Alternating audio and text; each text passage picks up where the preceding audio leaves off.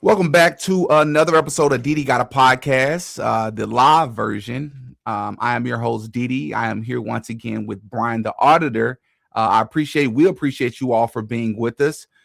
I'm going to first start off by stating something. Part of the reason I have not discussed the Charlie Kirk investigation in the last month and a half, 2 months, it's been a while for me. Anything Charlie Kirk, Erica Kirk, Turning Point USA related, I've spent very little time, if none at all, discussing it on this channel. And there is a reason for that. One of the reasons is because it just became a bit redundant and overwhelming in some ways. And one of the ways it became overwhelming is I was trying to figure out the best way or the best time to go live so that I could reach you all. Of course, I could always do regular pre-posted or pre-edited videos, but there's just a different experience when I'm able to connect with you all in a live video. And I wanted to do that with the Charlie Kirk investigation, but it got kind of weird because, there were several of us going live, and still currently there are several people going live. And many of you all was like, Didi, can you go live at this time? Because this person is going live and that person is going live afterwards. And it became very, very overwhelming and annoying, to be honest, because I just care about the purpose of this channel is to just get the truth out to you all. You know what I mean? Like, I don't just cover Candace Owens. I don't just cover Candace Owens clips. I don't wait for a Candace Owens episode so that I can just repost what she said in her video. No, I try to do real work on this channel. Does some of my videos include some of those things? Yes, sure. But I try to be a little bit more comprehensive and extensive in my research outside of just Charlie Kirk, Erica Kirk, political conversations. All right. And part of the reason why I wanted to preface this live with that is because if you look at the comment section, you'll see some people have already started warning me or giving me a heads up about certain people going live. I don't care about that. I don't want to think about that. That stresses me out. I want to be able to come to my channel and I want to be able to just reach the people, right? That's what I care about the most. And with that, if you remember about 7 months ago, all of us were blessed enough to meet Bryant, the Auditor, for the first time, as he revealed to us that he had actually been working on a Doge-style audit of Turning Point USA and its subsidiaries well before September the 10th, 2025. And, he blessed us with the work. It pretty much went viral everywhere. And so with that, there have apparently been some IRS files that have been released this year, some new updated files. And Brian has found some things within those documents that we're going to go over in today's video. Please hit the like button on your way in. If you want to support the work any other way, you can do so by joining the Patreon, even if it's just for free. The paid membership is just $5 a month. But if you do not have $5 a month to spare, you can absolutely become a free member, because whenever YouTube is shadow banning my content, my videos, which they do fairly often, that is to say they do not notify you all when I go live. They do not notify you all when I post videos, and they do not share my videos on the timeline for you all to see them whenever I have posted. That is extremely important. Now, if you want to support the work, joining the Patreon, even as a free member, could benefit you, because I also post the YouTube videos on Patreon to alert you when I have posted on YouTube. That is extremely important so that you can stay up to date. Another way to support the work is to check out the merch store, right? That is also in the description. All right. And before we get into today's video, for those of you, because it has been 7 months, who have not stayed up to date on these things or do not remember, because there's been so much information that have been shared across many different platforms from many different independent investigators. There's been so much information. If you don't remember, a lot of the findings, or some of the major findings from Bryant the Auditor's original audit, he and I are going to list some of those things out here at the beginning just to refresh your memory. All right. And so I want to make sure that we do that. For my Patreon members, this is the last announcement I will make before we get into today's video. For my Patreon members, I am very excited to announce that part 1 of my Kobe Bryant investigation series That is to say, it's going to be comprehensive from his career, his life, his death, his parents' life, his ties to the coronavirus, the timing of his death. If you are one of those people that literally fit or do not fit this shirt, which says, I am a conspiracy theorist, my pronouns are I told you so. If you are not quite there, I'm going to help you get there within this Kobe Bryant series, which will easily be at least a 10-part series. That is to say, there will be at least 10 videos, each video at least 20 minutes longer, or 20 minutes long or more, because there's that much information surrounding the career, life, and death of Kobe Bryant, as I believe that he was a high-level Luciferian, and I will prove that on Patreon without a shadow of a doubt. All right, Kobe Bryant is my favorite basketball player of all time, so that is to connect with you all on a surface level. I loved Kobe Bryant as a basketball player, but outside of that, on a deeper level, I know what Kobe Bryant was, and I will prove that in this series. And I'm proud to announce that tomorrow, I will be dropping the first part 1 of that series. A lot of you all have been asking for this video for probably 3 years, and I'm finally finding some time to get that to you. All right. So with that, we're going to hop right into it. And just as a courtesy, since I am hosting you, Bryant, if you want to just remind everybody with what it is, some of the major things that you found from your first audit that you conducted on Turning Point USA, then I'll follow up with some things that you may have left out. Sure. Excuse me. So I'll do my best to keep it brief since we have a lot to get to. So it was many years ago what kind of got me on this, and I didn't know the organization was good or bad. I became curious because I noticed Charlie Kirk was being, in my opinion, algorithmically boosted. And yet I always heard, the establishment hates him. The establishment is in fear of him.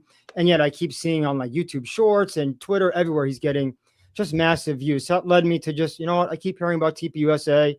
Let me take a look. And so the first thing I thought was really interesting was I assumed there was only TPUSA as a nonprofit.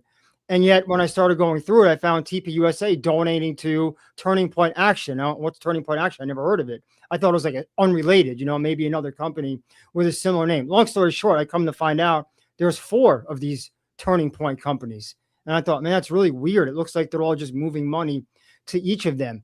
Then I find there's a Turning Point PAC. So now we have a 5th one. We have 4 of these NGOs plus a political organization. I just thought, I really need to dig deeper into this. It's always kind of the first major thing I noticed. And then next, which I would say to me is the most alarming, I guess you would call this like an insider LLC ecosystem, where essentially I went through all of the directors and executives listed on the nonprofits. And then I just started looking up the LLCs to see who owned those, because you want to know, hey, if a company's getting $1 million for advertising, well, who runs it? And then one after the other was the same. It was one of the insiders, one of the board members, one of the directors. And I thought, okay, one, maybe not a big deal, but it was like 5, 6, just was never ending. And so between seeing that there were 4 companies and seeing all these insiders getting, by the way, not tens of thousands, not hundreds of thousands, millions of dollars, right? That's when I went, okay, I'm onto something here. I need to just keep going to try and put more of this story together. And then from there, what alarmed me further was I wanted to know, okay, in the last 5 years, how much money has Turning Point received in total from donors? And it was something maybe like 450 million, somewhere around there. And like 0.5% actually was donated, not to just Turning Point companies. You know what I mean? And that was kind of what was misleading. On paper, it looks like they give so much in donations, because if you just look up how much they donate, it's like, wow, they donate almost everything. But then you have to exclude the Turning Point companies to truly see who they're donating to. And that was when I went, holy cow, I can't really find anyone. I found James O'Keefe, which I thought was odd. We'll get into that more. He got a big donation, like a guy named, I think, Matt Schlepp, who was kind of close to Charlie Kirk, but they weren't really going to like local organizations. If you think of like churches and other things, usually they set up these nonprofits, then they're donating to local groups, a food pantry, things like that. And I just couldn't find any of that. And so those things really, really jumped out to me. Other things, just kind of people, maybe not like insiders, but people within the ecosystem. Like I'll give an example, Donald Trump Jr. getting something like 600,000 between his publishing company and these other companies. Again, I thought was just odd. Like, why would a publisher be getting so much money from Turning Point? It just struck me as unusual, something I hadn't seen. We came across what's called a split life insurance policy, which started in, I guess, calendar year 2023, and it was a large premium, 350,000, which would mean in the event something happened to Charlie, they would probably be in the millions. Yep. And so we can't really speculate because we've never seen the policy. All we can do is report what I uncovered, and it was called, if you remember, GGLF. And from what I had heard from Charlie and Erica, GG was one of the children and LF is the mother. If you remember, Lori Fransby. Now, I have no idea. Again, I have no idea if GGLF means that, but we're trying to piece together it. And so it's simply just speculating. How am I doing so far? Did I hit some of the main ones? I'm trying to think what else. Yeah, you hit a lot. You hit several main ones. And I just want to state before I forget, for those of you that may be interested in the Kobe Bryant narrative, which is going to be easily the most intriguing video series I've ever done on my channel, I want to state something to you all because there will be a slight connection between Charlie Kirk, George Floyd, and Kobe Bryant, as there are many connections between George Floyd and Kobe Bryant as they both passed away in 2020. Let me tell you why this is very interesting, because I'm not going to give away the connections between George Floyd and Kobe Bryant, which are several. I'm not going to give that away in this live, but what I will do is I'll let you all know that Kobe Bryant's daughter that passed away with him, as many of you all should know, her name was Gigi. Charlie Kirk's daughter's name allegedly is Gigi, which the chances of that, just like the chances of Charlie Kirk and George Floyd sharing the same birthday, yeah, I'm just going to leave that with you because there's a lot of quote unquote coincidences when it comes to those three individuals. But we will get into it because I don't believe in coincidences anymore. Hence why I have a series called More Than a Coincidence. Some of the things that I found is that Turning Point USA sent tens of millions of dollars into their own endowment, which as Brian, the auditor, pointed out before, this essentially means that they were investing that into the stock market. Now, the reason why it's not necessarily illegal, but the reason why that is a bit unethical, and by a bit, I mean a lot unethical, is because it's a nonprofit. You're essentially taking a lot of the funds that you're receiving in the form of donations, and you're investing it in the stock market to benefit off of it financially. Turning Point USA sent $8.6 million to their own shell company, America's Turning Point, and the financial statements for America Turning Point was missing as of 2024. All right, so this was prior to last year. All right, and so America's Turning Point also received millions, and their salary expense massively increased, having 0 employees.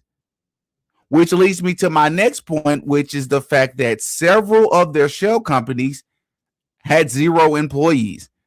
And we can't say definitively, or at least I can't say definitively, but it appears, first and foremost, that's sketchy, but it also appears that they are almost sending money to fake people. And sorry. Go ahead. I was gonna say, because I remembered a major point we made in the first video. Do you remember we tried to find their websites?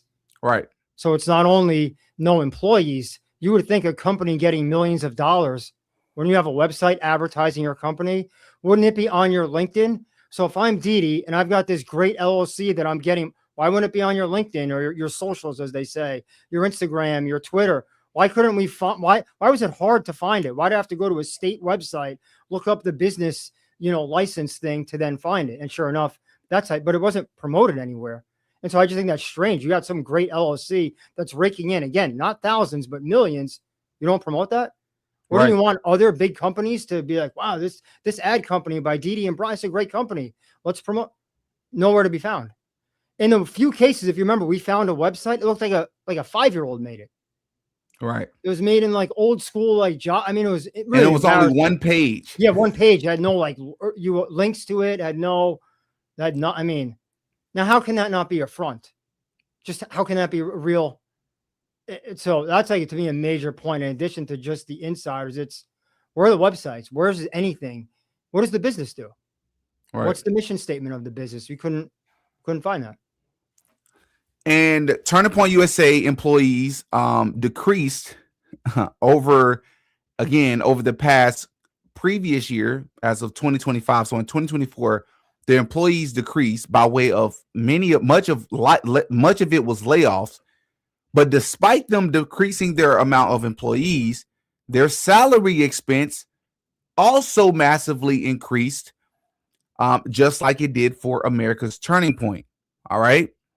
And as I already stated, financial statements were missing for organizations that received the funds. That is from Turning Point USA, because Turning Point USA would be the main organization, obviously, that would receive a lot of donations, tax exempt donations, and then they'll funnel these funds to their subsidiaries. All right, but there were financial statements missing in prior years for these organizations. So that way, the reason why that's important is because we could know how they were using those funds. All right. And which leads me to my last thing that I wrote down in my notes here. It says they appeared to be taking in a tax exempt donations and funneling the money through the shell companies to spend on political campaigns, which is what Brian just referred to just moments ago. The PAC. And a last one, DD, just came to mind, if you recall, the fundraising. So we had shown, how they would have these, I don't know, fundraiser dinners or whatever, and it would be one of the insiders LLCs that was responsible for, I guess, like taking in the money, and they would get this massive cut. Like we showed on the screen, some of them were getting 500,000 a year. And it's just, again, is it legal? Almost positive it is. So this is not a question of legality, but it's just like, if I'm donating and I'm giving $1 to this organization, where the heck is my dollar going? Right. That to me is the main question here. Not legal. It's where's my dollar going? Right. That's all I think you should care about. At least that's all I care about. Exactly. Right? Because we're not the police. We're not the law. So whether something's legal or not, I don't know. I have no control over that. It's where's the money going? Agreed. And with that, we're going to go ahead and transition into why many of you all are tuning in today's video. I would like to state that I officially started fasting today, intermittent fasting, and my fast ends at 8 p.m. So I need to at least get a snack in within the next 2 hours. I think we'll be able to do that. And so therefore, I wanted to apologize to Brian. I know he doesn't think of it as a big deal, but I just sent him the link like a minute before the live started. I had to get home and get myself situated. And so I was a little bit behind, but we were still able to start within a minute or two after the scheduled time. And so with that, do you have the ability to share your screen, Brian? I mean, I'm not set up. I guess I could. I think you do, and then I share it to the screen. I actually remember now. So whenever you're ready. I'm sorry, just forgive me on the spot. I've never been on a stream where I'm sharing. So do I just pull up the internet and then share? You pull up wherever you need to go to get to the document. Okay. And then you should see an option on your end to share. It will not immediately share once you press the button, but I would have to pretty much approve it and put it up on the screen. Okay. Forgive me for, yeah. So are you good, man? Take your time. In the meantime, should we talk about fasting? I've been fasting for like 15 years. What? Like, have you been doing intermittent fasting? Yeah. What are you doing the 18? It's over 15 years. I think I started, probably 17 years actually. I think it was like 2009. That's amazing. I've done it before. I did it for maybe like a couple of months or so. Are you doing 18/6? It's tough because of work. So, to be precise, but yeah, I would say it's definitely 18. Like, well, today I had to make an exception for you, of course. So you messed up my fast, but typically. Wait, how? Well, because I would have eaten by now, because typically what I'll do is I'll eat at like 1 p.m. and then I'll eat at maybe like 6, and that's it. You could have ate while you were talking. I wasn't gonna. So like I said, for you in the audience, not a big deal. But anyway, yeah, I typically just do 2 meals a day, and I try and have them within like a 6 to 7 hour window.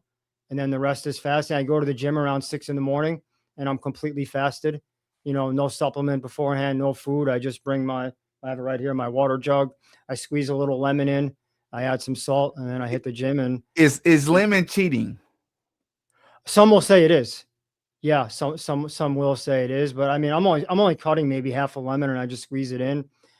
For one, I find it helps with digestion. You really don't want to be running to the bathroom like while you're in the gym because maybe, so Yeah. I have noticed that. And then I add a little salt, and look, it's better than a supplement. Do I want to buy some pre-workout? Look, that's actually probably a video for another day, just for how dangerous that stuff is with the chemicals and all that. So I feel like this is Yeah. probably, the most natural way. Yeah. So lemon, sodium, and water. Hit the gym. Then around 1, I'll eat. And then my second meal, 6 or 7, depending on work. And that's it. And then every about 3 to 6 months, I'll do about 80 hours water only. So like 3.5 days, just water. What? Say it again. So it's not exact, but every 3 to 6 months, I'll do about 80 hours only water. So about 3.5 days, just water, nothing. No. And when I do that, no lemon. Then I don't even do lemon, literally just water, 3.5 days. That's impressive, bro. Yeah. I think there's great benefits. Like, we could probably seriously do a video just on fasting, where I think that's how important, fasting is, how much it can change your life, how much it can hurt cancer tumor cells because they're growing in us all the time. And so by eating sugar and by not fasting, what are we doing? We're feeding them, and the air is already poisoned, the water is already poisoned. So you're making it worse by doing that. So we've been tricked to think you should eat small meals every couple hours. For your health, that's the worst thing you can do. Definitely agree. Anyway, I have my website open. I'm going to the first one. Brian the Faster. That's his new nickname. Brian the Faster. I had no idea we were going to talk about fasting. That's funny. I guess people would say I'm like an OG faster because, I've been doing it. 15 years is crazy, bro. Yeah. Oh, I don't know. One of those things, man. Once I started doing it, I just realized this isn't a gimmick. And so I never went back. Heck yeah. All right. We're just pulling it up and then I'll share. I'm sorry your audience has to go through this. No, you good. Oh, and where was this shit? Is this? Oh, where it says present, right? That's what I'm supposed to hit? Yeah, go ahead. Yep. Okay.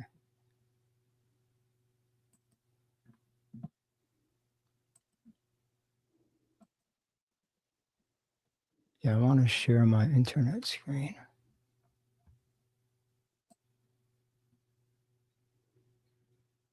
Oh, shoot. Does it show every tab?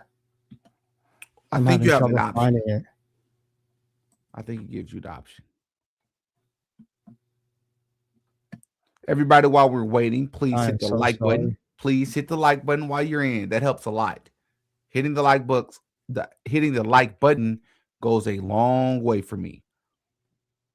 The Clive Davis video that I made the other day, a lot of you all are rocking with that video. A lot of people reached out personally.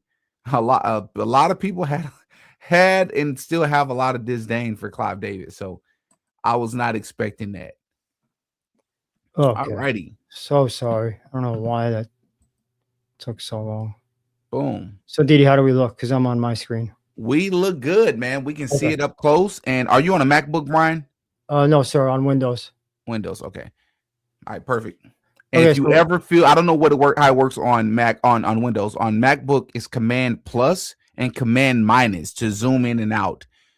Do you know what it takes to zoom in on your end? I feel really dumb right now.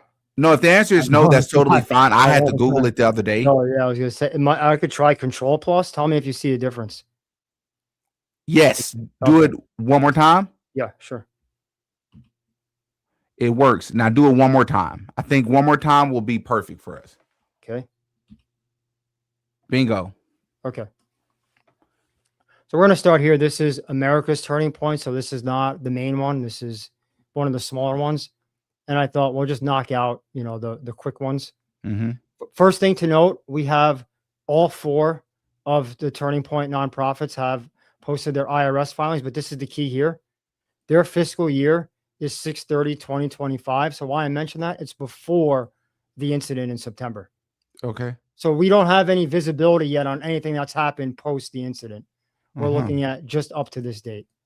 Which they've reportedly made, tens of millions of dollars since. Oh, you'll see when I show you. Oh, yeah.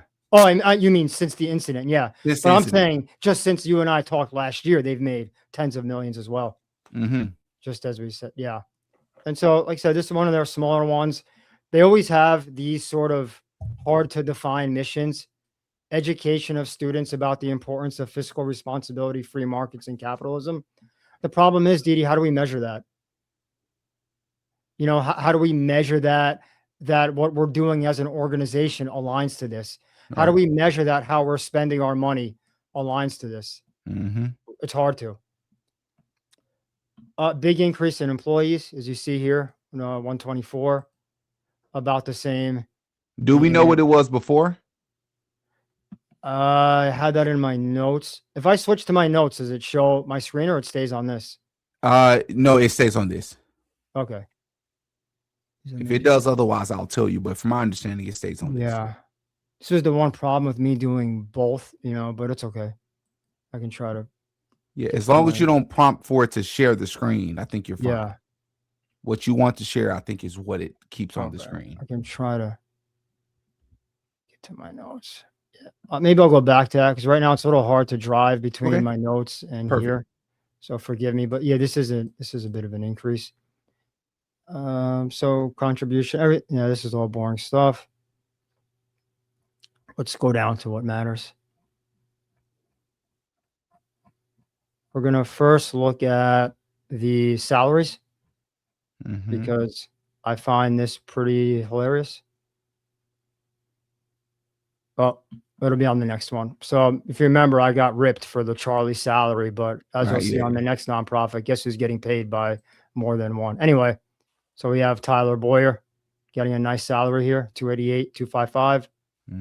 That's what this means when it says reportable compensation from the org 1099. That's just he gets a 1099 from them.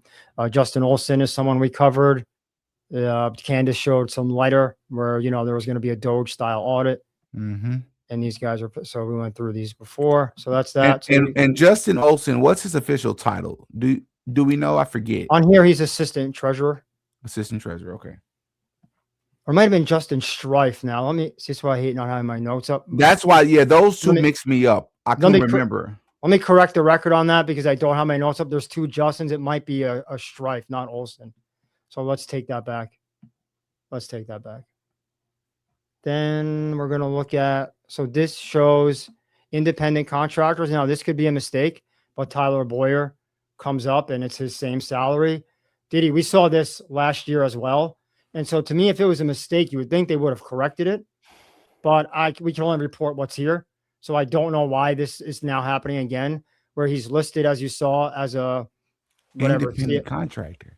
And then he's listed as that. Now, again, last year I gave the benefit of the doubt. And I said, it's probably an error because it's his exact salary amount. But I would just think, why would you make an error twice? But what could that mean? Why would they post him, who was the previous CEO, right? Or CFO, I can't remember. But yeah, he was basically the top within the top two. Before the memo went out and we understand that he was removed from that position.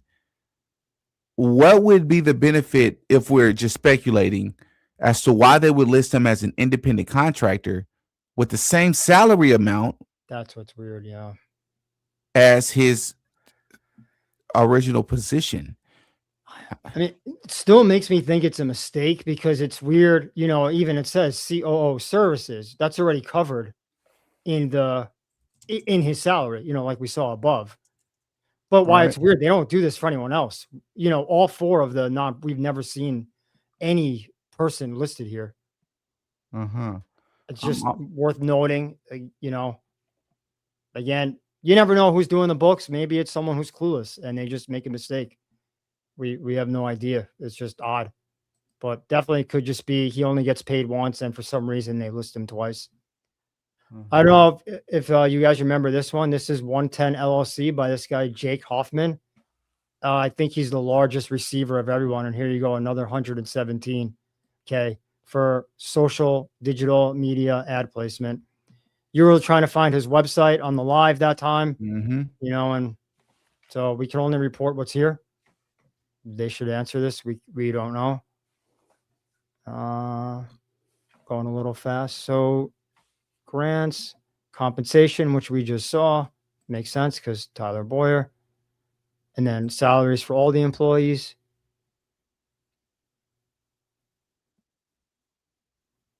This is pretty high for IT, 229. pretty high for conferences, 2.7, but I think that might have been it. 2.7 million. And just because considering they're a smaller organization, you wouldn't think, but it's probably going to other people in the orbit, so that's why. I'm just double checking quick, but I think that might be it. Maybe one good way about doing it this way is if anyone else ever wants to do this on their own, now they know how. Like I've always advised, don't rely on me. This is all public record. You can just go look these things up, and maybe you take this video as a learning video, not so much just entertaining and gathering information, but you learn how to do this. So no grants. This is the page that always shows, do they give any money? Typically one of these organizations uses some of the money they've received, right? And then they list here who they've given money to, but this is blank. So they're kind of just, oh, well, we have this, but there's no way to prove this. There's no way to disprove it either, but there's no, like, this is just grants to students. I don't know, right? There's no receipt or anything showing what that is, but and I think that's probably it. Yeah, this just restates what we saw. There's the salary. So I think next, let's look at the endowment. So we'll knock out the two quick ones. So that was America's turning point, correct? Let me go back. Yeah, I believe that was the brief update on America's turning point. Yep, America's. So now we're going to transition over into turning point endowment. To the endowment. Yeah. Okay.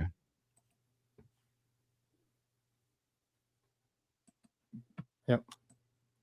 So I guess Justin Olson, I think one of them is the representative for Arizona, somebody said.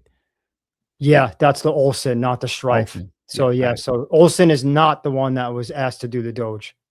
Okay, got it. Yep. Yeah, he's the representative. Yeah, it might be Strife. It's one of the other names who was with one of the consulting companies. We could probably even find that email because I always had a screenshot of that. Okay, so I don't know if I have too many things open, but now my PC is frozen. Let's try this again.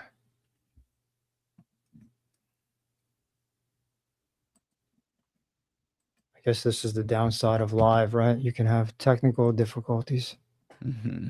Okay. Tell me about it. We're in the endowment. So just a recap of what the endowment is. The endowment is really for a way for them. Oh, look who's now listed. Erica Kirk. Oh, right. Yeah. Holy cow, my thing keeps freezing. The endowment is really to manage investments, like you said earlier, DD. And I don't think there's anything necessarily bad because you always want cash on hand. You always want to plan for a rainy day if you're running a company of this size. However, I think 70, 80 million is a bit much to have tied up in investment. Like to me, I don't know, and I'm making up numbers, but like 10 million would be probably reasonable. Something goes wrong. You're in a bad cash position. All right, we got money invested in stocks, or bonds or whatever. Boom, we can pull it. And we have, that's kind of the deal. The term is liquidity. It's all about access to money, access to quick money, but access to 80 million. It seems a bit much. Yeah, that's a lot of money, man. And that's what they explain here. Supporting organization for TPUSA. The mission is to support, and that's by long-term vitality. That's pretty much it. So no employees on this one, but where it gets strange, if you remember from the video we did, is if there's no employees, why do they have occupancy? All right. So that's what we're going to go down to. We're going to look at what's called their functional expenses, and we're going to see how are they spending money. So no salaries, which is good to see. That'd be a problem if there's salaries because it's not, it's just managing the investments.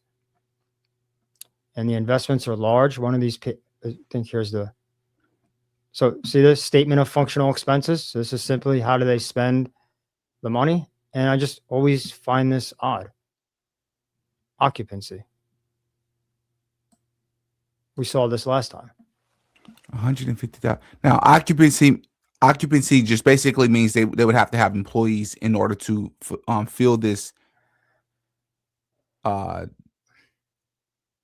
That's how or like a space, maybe there's a small office they were renting out. But why that's strange is A, there's no employees, and B, they're not really the ones managing the investments. That's why we see like investment fees. Look what you see, Uh-huh. right?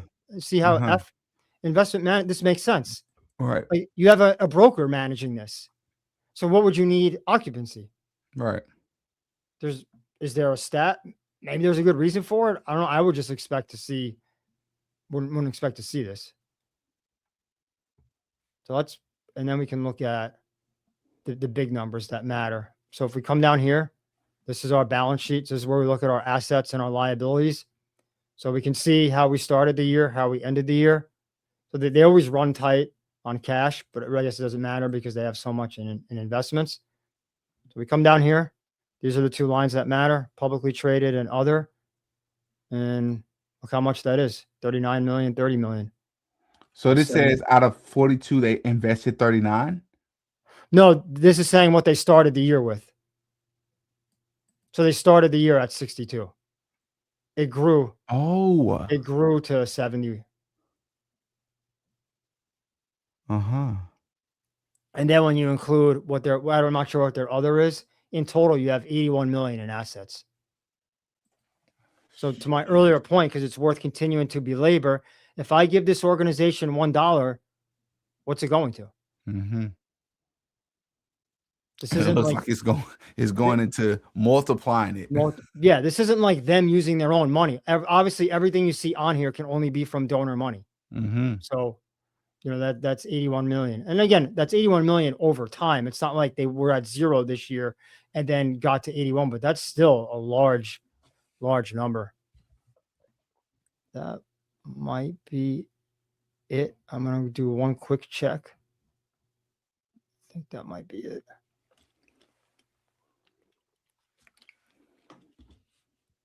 So a lot of this would ring a bell to anyone who saw our first two videos, because we kind of went through this. I believe that's it. Okay.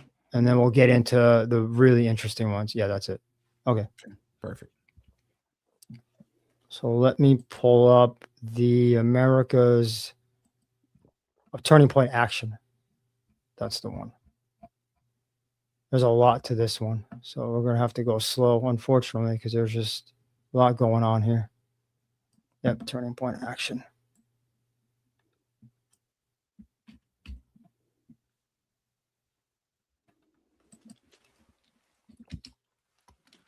So there we go. And this is just for a small one, 37.5 million. So one thing really I should have done beforehand, DD, add up all four.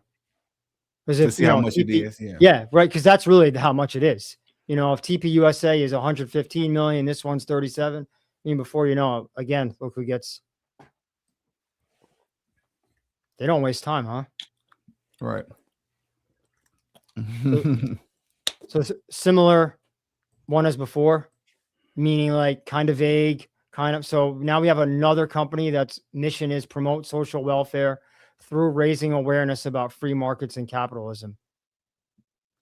It's not that I'm against that. It's just I need $200 million to do this. I could probably do it for a lot less. The employees grew a lot, so 785. So this tells me this thing is really growing. Look at the volunteers, 26,000. And then, like I said, look at the growth in revenue, 27 to 37, and only 2 years prior. I think we showed in our video was like 10 or 12. Right.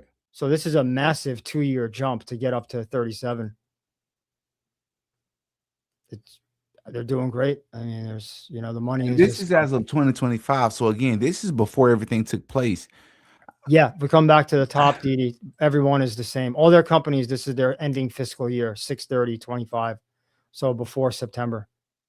Mm-hmm. So 7/1 of 24 through 6/30/25. It's going to be a while before we know the effect of the incident. It'll be probably a year from now. Mm-hmm. When we'll get to see that. So let's I mean, this is kind of staggering. So now basically here they're telling you, again, this is their mission and their expense. So it costs 36.2 to do this.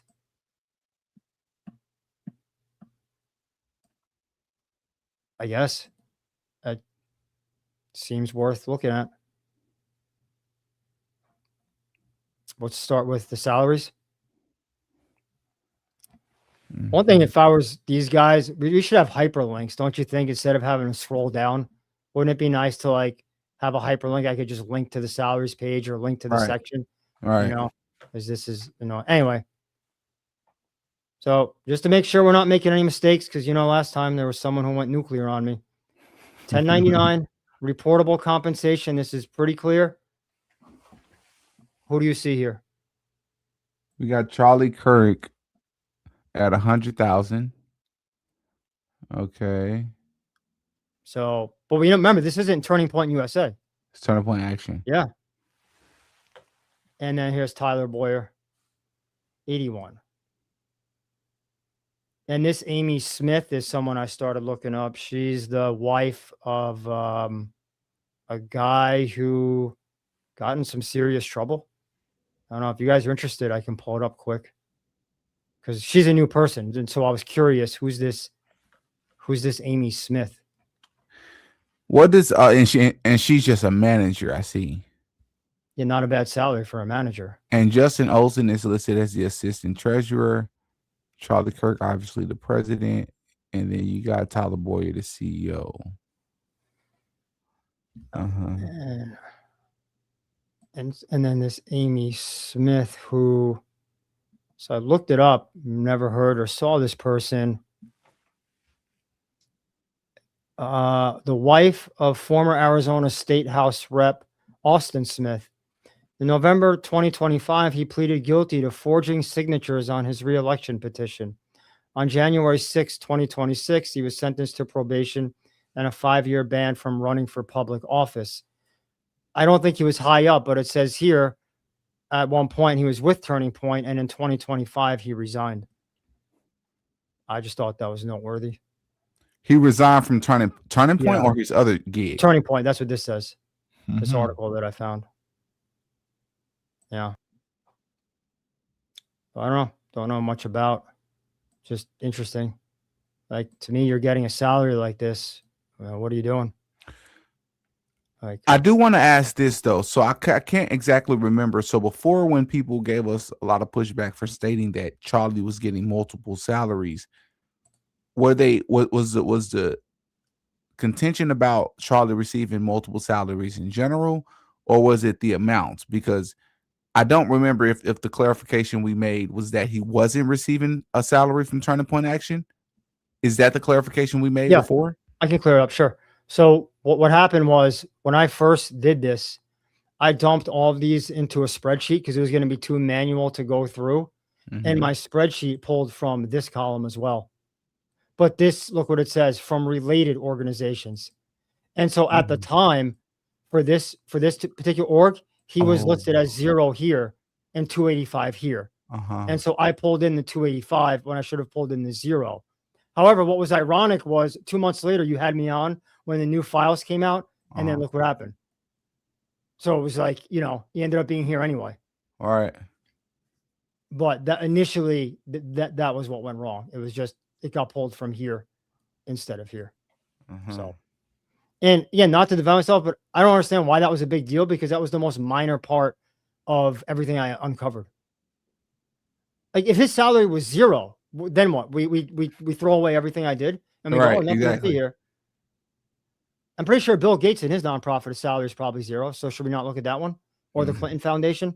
Right. Like, it's not just about the salary. That's the least part of it. But anyway, so hopefully that clears that up. Yeah. If you're ever looking in here, be very careful with these headings. Make sure this is the salary. This just means from other related. So if you got a TPUSA salary, that would be listed here. So you can't count that with here. That's all. Hopefully that's clear. So this is what always matters to me. Independent contractors. So these are vendors. This is one of my favorite parts of a 990, because we get the name and we get why they're getting so much money. These are the guys that do their events. So pretty clear. Event stage, lighting, video production. I'm sure that's expensive. I don't know. I wouldn't really question that. This is where it gets confusing. Digital education and fundraising, 1.1 million. What does that even mean? What, you know, remember, I want to just interject for a second and just say that I stated before in our original video, and I want to say it again because it keeps coming to mind every time we discuss this, and that is, I have worked in nonprofit before, and I specifically worked, I can't say too much, but I specifically worked in a position where, let's just put it this way, we oversaw and I helped oversee the funding of nonprofits. And what I will say is, as an excuse to find a legal loophole, we often used very ambiguous language, vague language, and sometimes even redundant language across multiple different 501c3s so that we would be able to give them however much we wanted to give them within the threshold that we were able to give them without any red flags being raised. But the truth of it all is that we simply like the organization, or the CFO, CEO, or CIO at our organization specifically liked or had a relationship with the person who ran the organization. So it wasn't really anything unique about what they were doing, and they didn't really bring any value to our organization. But we used word salad to be able to substantiate why it is that we gave them funds. And I know that from personal experience, years of personal experience. And there's no way to measure it, right? If it's overinflated, who's to say it's overinflated? Exactly. Yeah.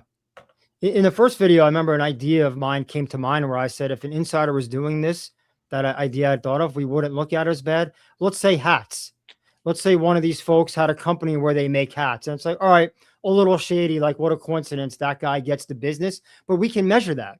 We see, at the events, Charlie and people throwing out hats. It's like, all right, they produce 100,000 hats. They give hats away. You do the math in your head. How much does it cost to make a hat? Okay, that number makes sense. We never get that, though. Mm-hmm. We get exactly what you just described. So this is, like I said, this is Jake Hoffman. Again, if you remember, 10 minutes ago, we just showed him, and now he's getting 1.1 million. This was Donald Trump Jr. and Sergey, that whole group we showed. I think this is kind of high. I don't know. Is it it says for educational materials? Come on, man. That's extremely high. Why are you getting almost $1 million? The book's no. Gold. Yeah. Once again, for the subsidiary, this is Turning Point Action. Like, that makes it even worse.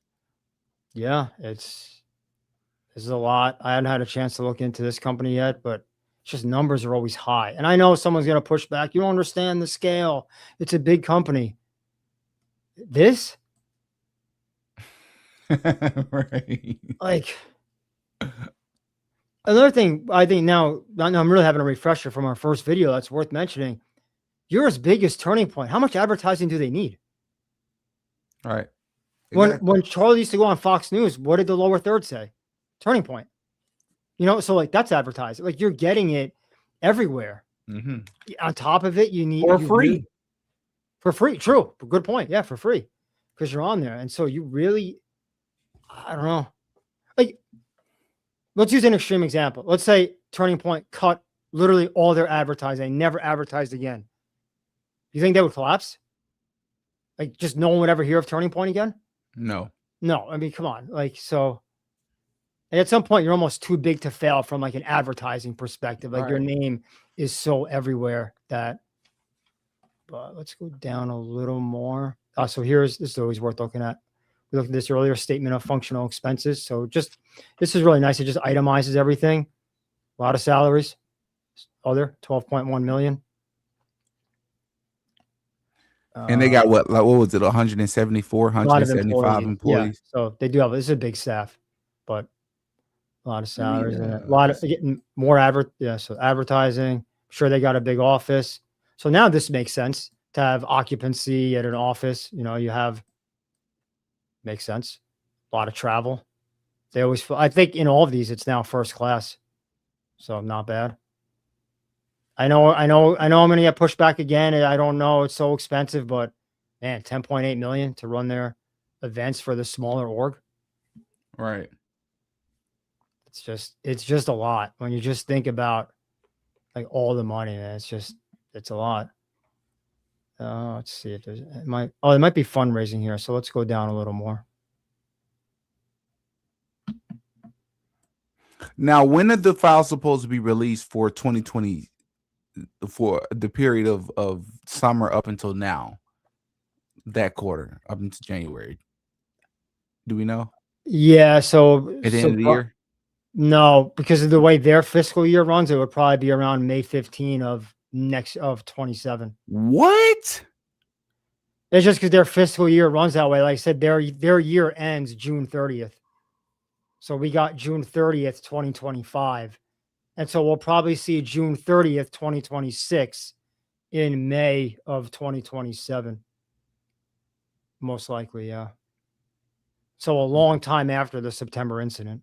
Right. You know, which it's a shame, but it is what it is. We have to wait. So let's look at their donations. That's what I'm trying to get to. And again, everyone, forgive me. These things are like 50 pages. So it's just, this is what you have to do. Now everyone gets to see my pain, by the way, having to review all of this, right? Maybe someone will feel, okay, so fundraising activities, this is a very important section. Let's take a quick look. This is straightforward. Here's the name. Here's how much TP received. And then here's how much the name received. So that's what it's saying, right? So the gross, I'm sorry, this, I guess the net, really, this is how much Turning Point got. And then this is how much the org got. So if you remember, Cloverstone, this is that insider, Stacy Sheridan. We just talked about yeah. Here, another 115. Yeah. This active engagement, we just saw them above getting now 785. Blue Mountain, this was this Joshua Tyfault, I believe. I got to go back to my notes. Another insider though. And then he set up a second one. River Shark is also. So he's getting funded by two different organizations. Yeah. So 87. Well 56. over 100K. Yep. This one's funny. Remember John McGovern? He was the highest paid employee. Yeah, that was the guy we I think I misunderstood picture wise. I use a different picture of him, but yes. Oh yeah, I've never seen a picture of him just because we couldn't find any info on him. Yeah, exactly. So he at the time he had like a 400K salary. Well, it's interesting. He's involved, I guess, in the fund because you see here 46. But then what was funny, I looked up this one to see who owned, and what do you know? Not bad, right? Well, it's the same address too. Yeah. But yeah, but to be safe, I just always go to the, where they register the name. Uh-huh. And so, yeah. Some may think it's not a lot of money, but I don't look at it that way. To me, money's money. And what are you doing to earn this? All right. That's what I think is fair. Because again, if I'm donating, I want to know what you like. I don't know. Just seems like easy money.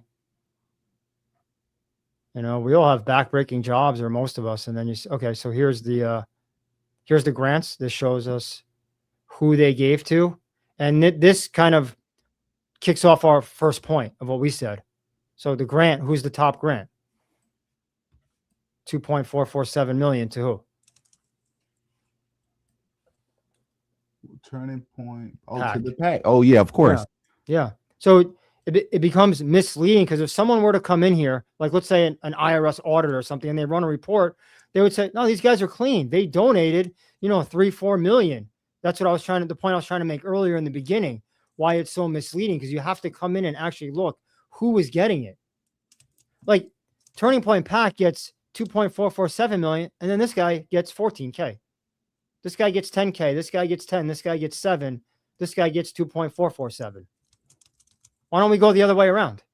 How about this guy gets 7,500, and these guys get this? Why can't we do that?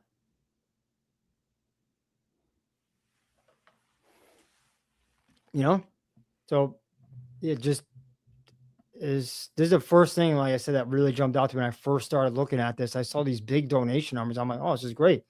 Turning Point donating so much money, but then it's like, oh, okay, got it.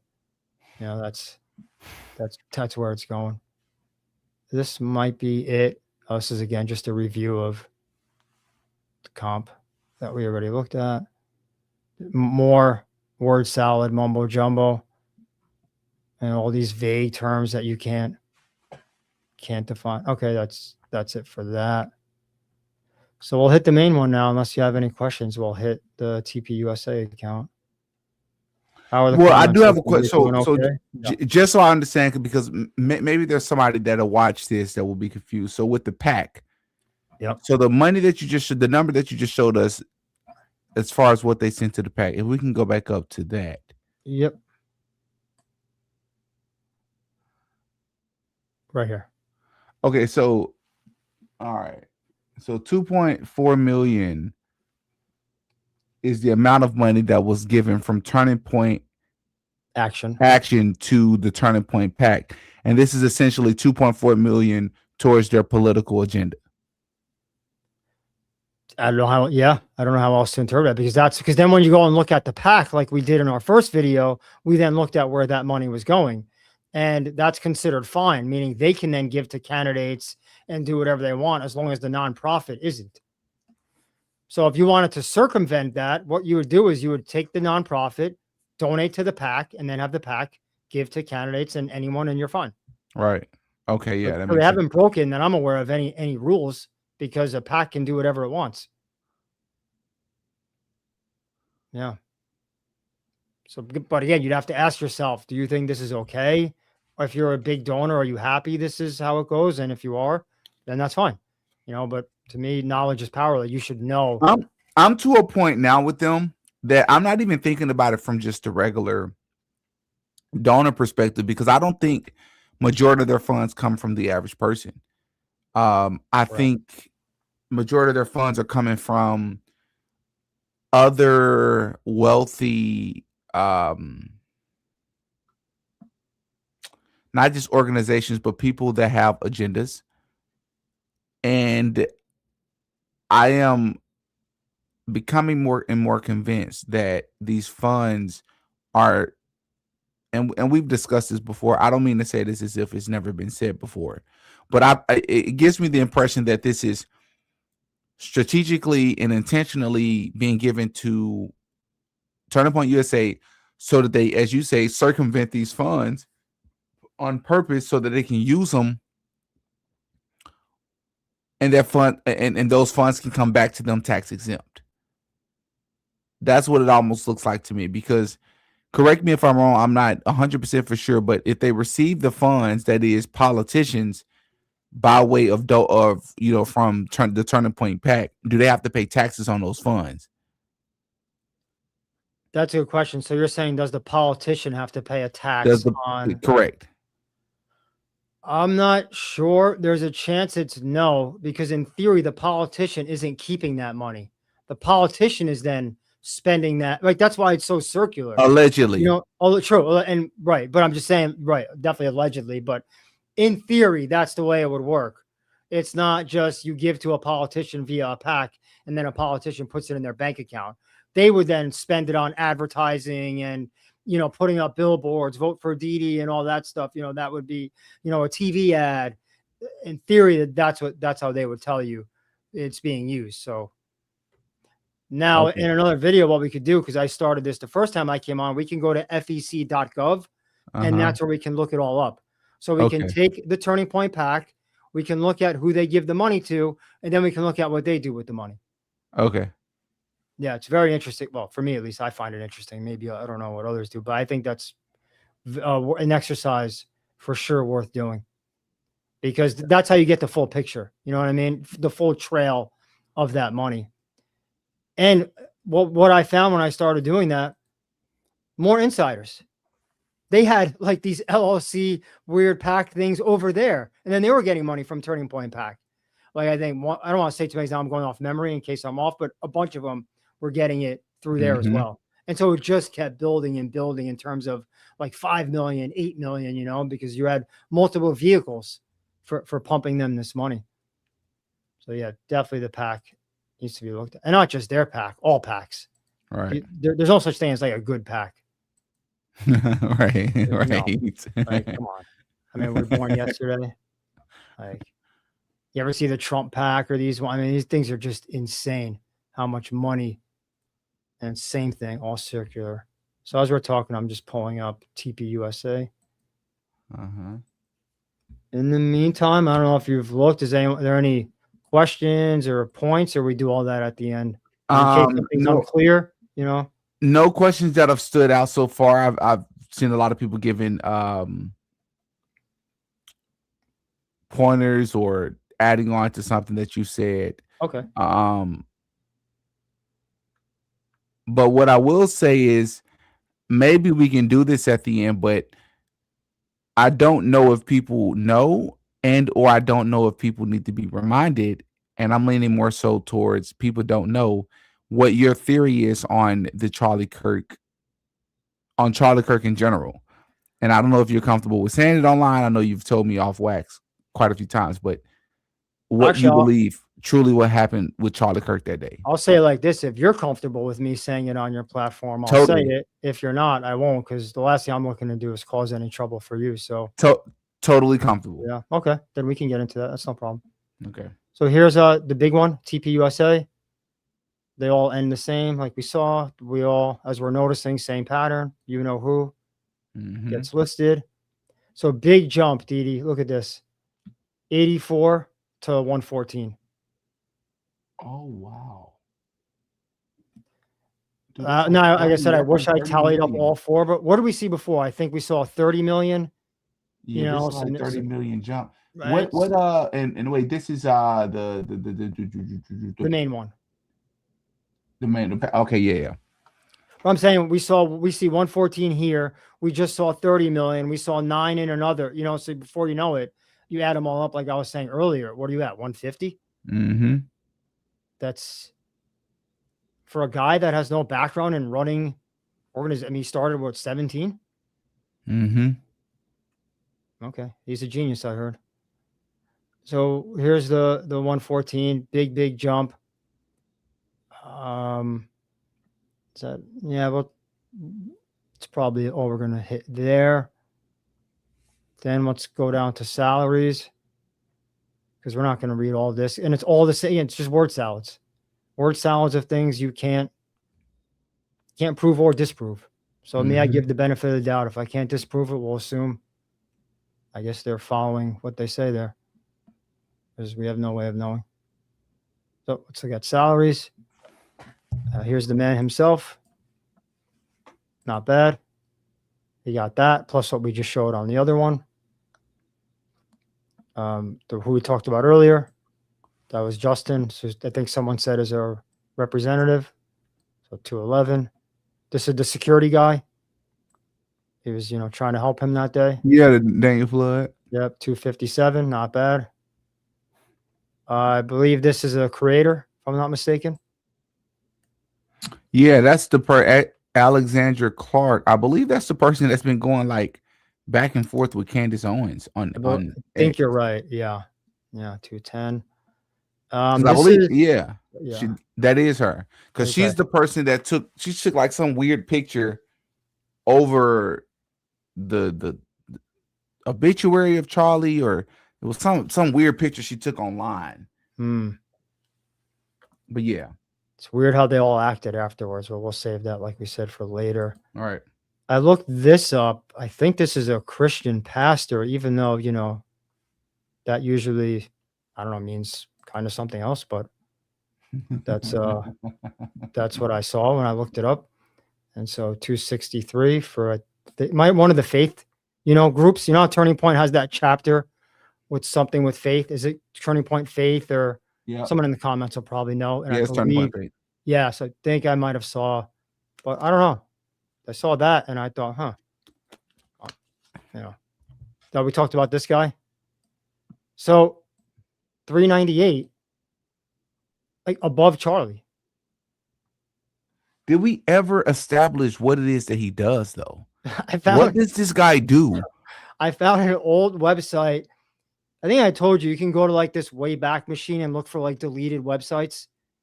I believe I might have, well, maybe I told offline. I can't remember if I told you. I thought I did. And so I found like an old deleted Turning Point website, and it was something like he was in charge of like the gift giving group or something weird like that. You know, This is part of what makes things more suspicious to me. And I know it makes other creators and influencers a bit uncomfortable who covers this investigation to implicate Charlie. But when you look at these people who are above Charlie, I mean, it begs the question, man, where did these people come from? What do you do? The math isn't mathing to me. This John McGovern guy, we can't find him. We've looked into him, both of us. We can't find much of anything on the guy. And let alone what is it that he does, man? I just want to know. It says manager. What does that mean? Who are you? We know Tyler Boyer, right? We know Justin. We know, Justin Olson, Justin Strife. We obviously know Erica, we know Andrew Covett. You just said, yep. Who are these people? Yeah, and this is why, if you remember, I pushed back and I got a lot of heat for it on that Doge email that came out. From Charlie. The memo. Yeah, because what made no sense to me is you don't have to be brilliant. Let's say you're the exact opposite. At the minimum, you wouldn't just come to this page, right? And just look up these things and go, what are we paying this guy for? Or like, I don't know. I would just think before anything, let's assume I know absolutely nothing. I would at least get a list of give me all my top guys and what they make. Right. You wouldn't do that? Right. I would need to pay a guy to do some Doge stuff. Why would I need to do that? Come right here. What does he do? He's flying on private jets all the time. Someone can't hand him an iPad, and while he's sitting on a jet for 3 hours, go through some of this. All right. Just start looking up stuff. He can't. That's because I always heard why I bring that up because I always heard he doesn't have time, but he does have time. When you're traveling, you have time. You're just sitting on a plane. Start looking up some of this. So we talked earlier. I said this is always important. Independent contractors. So these guys got a great deal. They get to do the events for all the Turning Point groups. So 3.8 from TPUSA. We just saw they got money from, it was a Turning Point Action, I believe. So they're not doing bad. I don't know if you remember, this one keeps coming up on all of them, this active engagement. Mm-hmm. Here's another 1.5 million for digital education and fundraising. And that's the lady, right? No, this is not the lady. This is someone we don't know, meaning we don't know the connection to Turning Point. Okay. No, this is not an insider that I'm aware of. Interesting address though, because if you know a lot of, this is, Virginia, Washington, D.C., there's a lot of swampy stuff down there. So, but this is a lot. 1.5. Maybe they would come back to us and say, oh no, well, they manage like some Google ad and that's why it's 1.5. It's like, Turning Point doesn't go directly to Google. They give to these guys. I guess. I mean, I would just say if I'm trying to save money and I'm Turning Point, do I really need to be on all these Google ads? Right. So that's such if I'm this is a lot. This adds up. This is just. And like right now I'm looking into active engagement. Once again, I remember looking into this before. Yeah. And I'm not able to find it. Yeah, active engagement. That's a very interesting term in itself because that's an actual term people use. Active engagement, which makes it harder to actually locate the organization itself. You're right. You make a great point. These names are strategic in some cases. I truly believe that. Absolutely right. 100%. Even this is kind of a name that could give you all kinds of results. More AC, just to your point, like this is. I think I found it. I think I just found it though. Yeah, I think they have a website. Obviously, I couldn't find the connection to Turning Point was more what I was saying. Like, so I would not say they're. Yeah. But here's the thing. Here in just a moment, I'm gonna put your screen back up there here in just a moment. I'm gonna show people what active engagement looks like. So this is their website. Okay. So this is the homepage. Active engagement. Are we getting the most from your email? We can help. Founded in 2009, Active Engagement is a cutting-edge digital political fundraising agency headquartered in historic Leesburg, Virginia. Okay.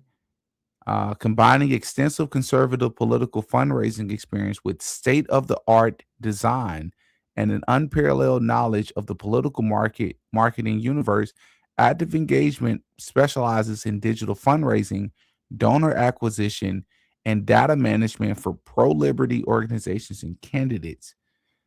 I mean, okay, so you go to the About page, and it's just this, okay? And look at the organizations that they're affiliated with. Right, 1517. You have Faith and Freedom Coalition.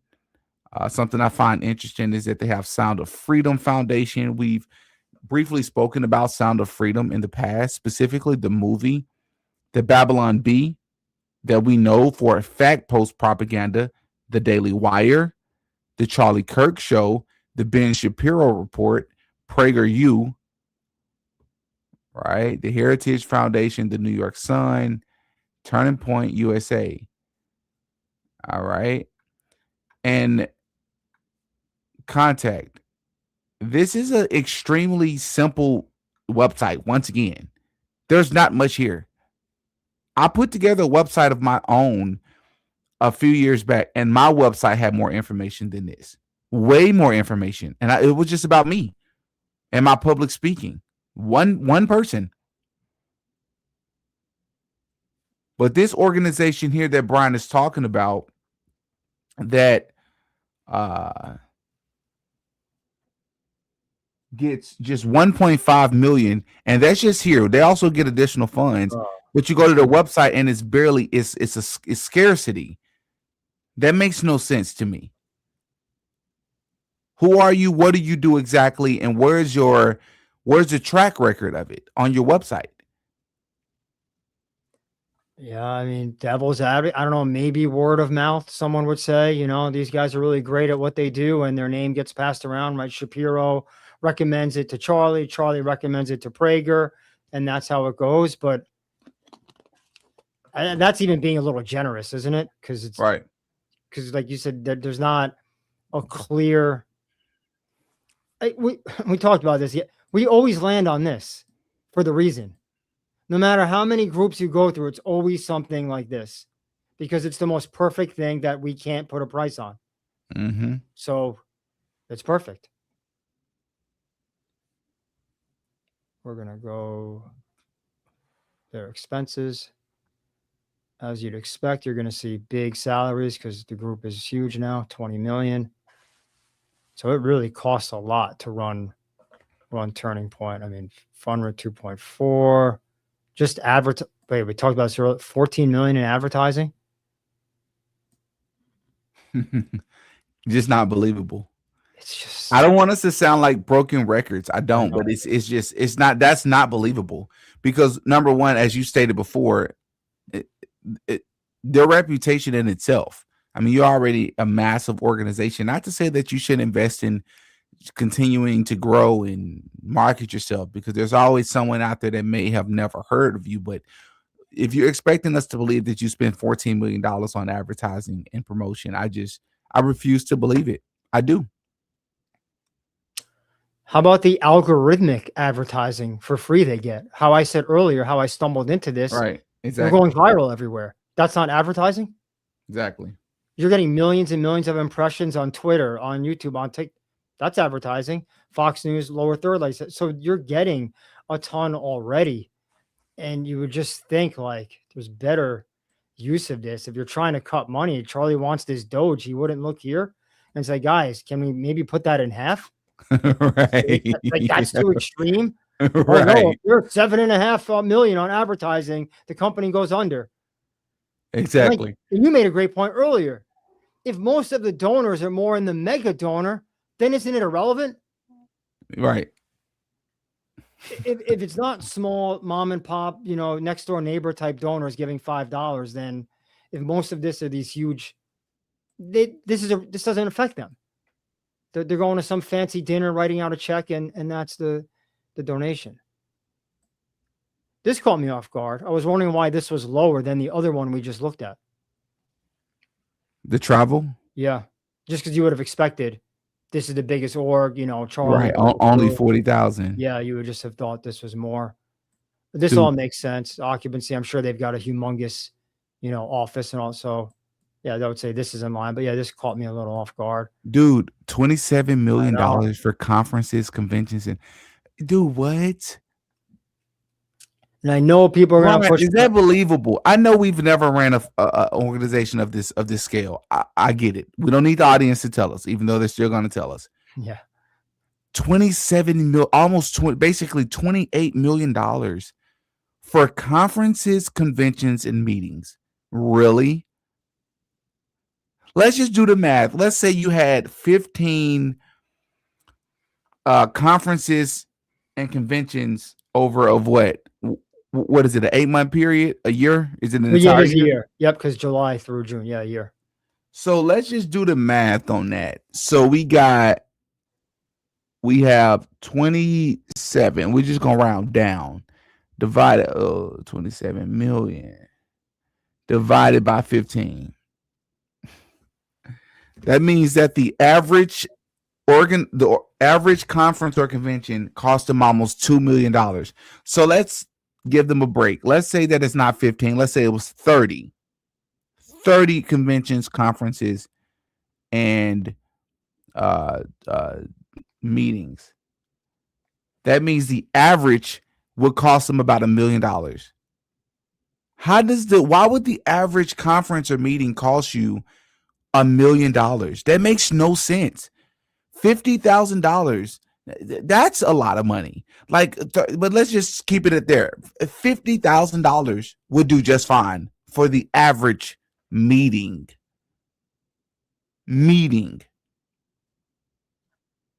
What if it does make sense if you think about it in a different way? So they were running like these arena shows that they told us were sold out. You think everyone really showed up to that? Like exactly. Totally normal? Or do you think maybe there was an incentive to go to that? Maybe it's an illusion how popular amongst youth this organization is. And one way to create that illusion is fill arenas. Okay, you're right. So I grew up, hopefully people in the audience can relate, big wrestling fan in the 80s and the 90s, Hulk Hogan, Macho Man. When wrestling was struggling, you know what Vince McMahon did? What did he did exactly this. He filled the arenas, and it was called papering, giving away tickets, paying people to go in. It creates the illusion, dude, the product's on fire. Everyone's a wrestling fan. These things are set. You got it, man. You got it. And it worked because it tricked us into thinking, yeah, he's right. I got to go see this. And then if everybody else is going, I'm missing out. Yeah. But initially it wasn't that. They couldn't get people in there. So you pay people to go in, you give away tickets, you do all these gimmicks to fill it up. And no one who's watching knows that. I'm only saying, why would that stop with just wrestling? Because if you think about wrestling and politics, how close are the parallels? A politician is just a wrestler and vice versa.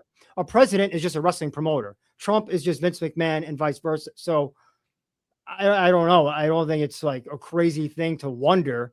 Hopefully that's safe to just wonder, like, because you were saying, how does it cost that much? An arena would be expensive. And it'd be a disaster if no one showed up.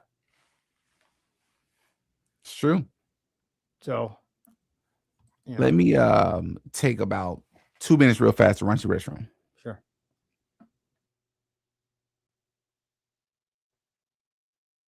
Do I take questions? But I don't know if I can see the chat.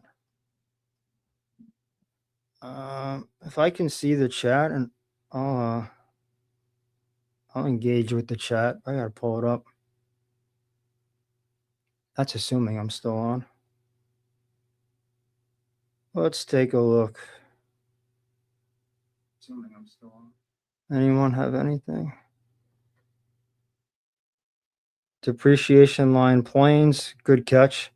I would think so, assuming they own the plane versus rent out the plane. Someone says I never believed in their popularity. Idiocracy, yep. PR cost. Private jets. Yeah, agreed. It definitely could be legit. That's what I'm saying. I think that the what do we have up? The arena cost or whatever they called it, convention. To me, that's probably they probably did spend that much for the things you guys are saying as well. I think arenas are expensive to run, all the lighting, all the production, all the travel. Charter, yeah. What else we got? 8.3 million for education. I know that's a lot. Paying cult bills is expensive. Yeah. Yeah, good stuff in the chat. Somebody said 8.3 million for educational materials. Yeah, I was just going through some of like, what does that mean? Yeah.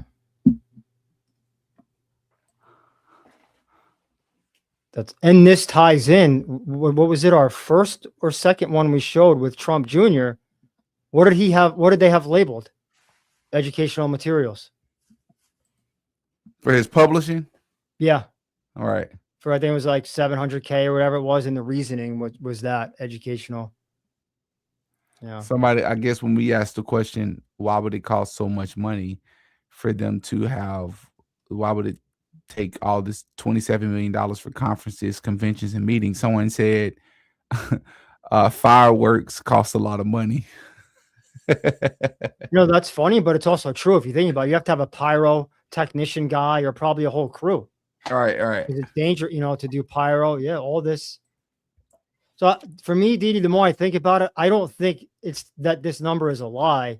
I think the problem would be more they're willing to spend 28 million to run shows. It very well could be completely it's that expensive to run these big shows, like someone's pyro arenas. It's a big production. If you ever go on to YouTube and watch one of their events.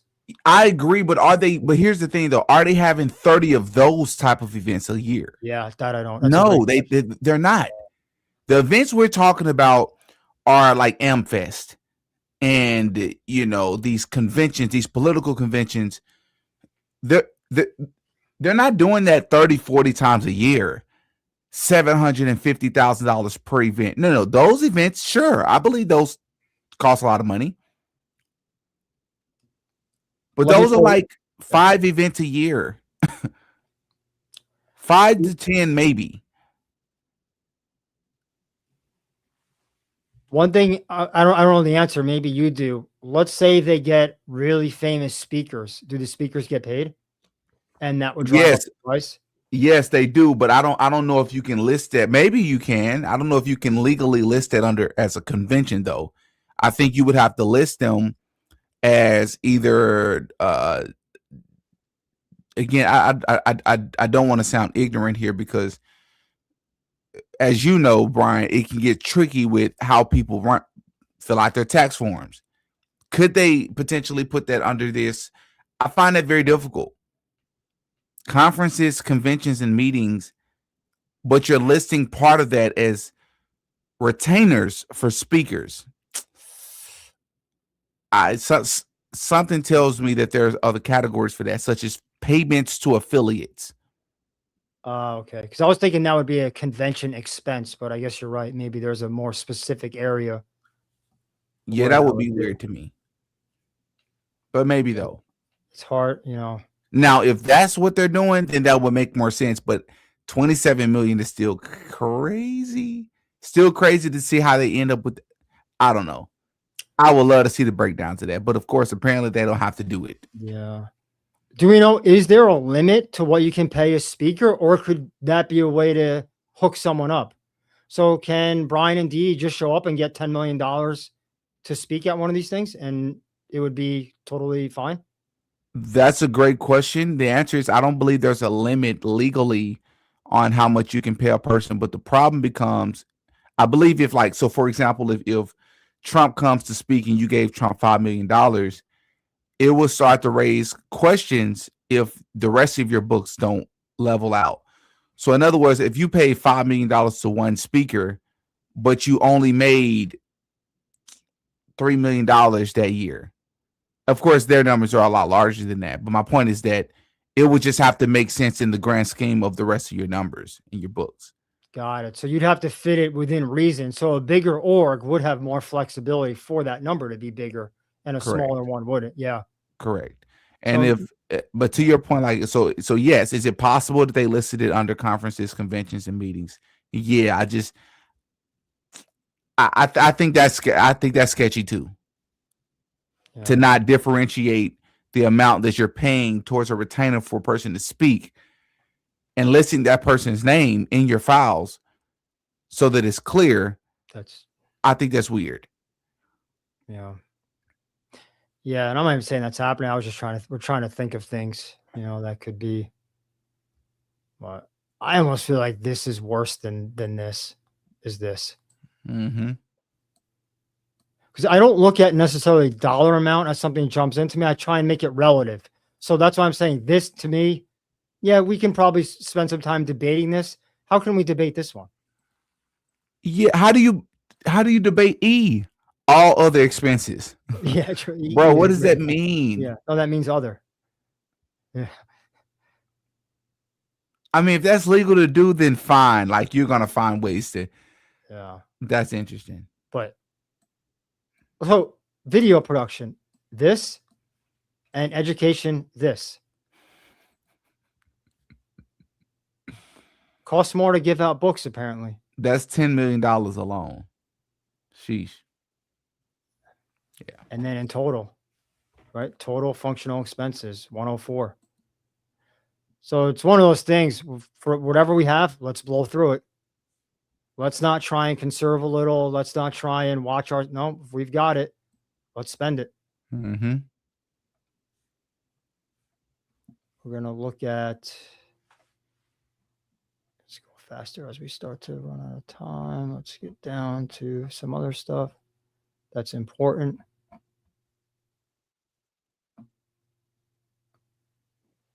A massive jump. So this shows their grants. Oh my God, dude. Oh my God. Just say it out loud for people who can't see. Matter of fact, go ahead and zoom in a little bit more. Sure. Maybe two more times to work. Yeah, at one point it may get too much where we may miss some of it, but this should be good, right? Yeah, that's fine. Yeah, so public support, how they're doing. So this is when we had that virus that you talked about earlier, 55. Mm-hmm. And then in 2024 we get to almost 115.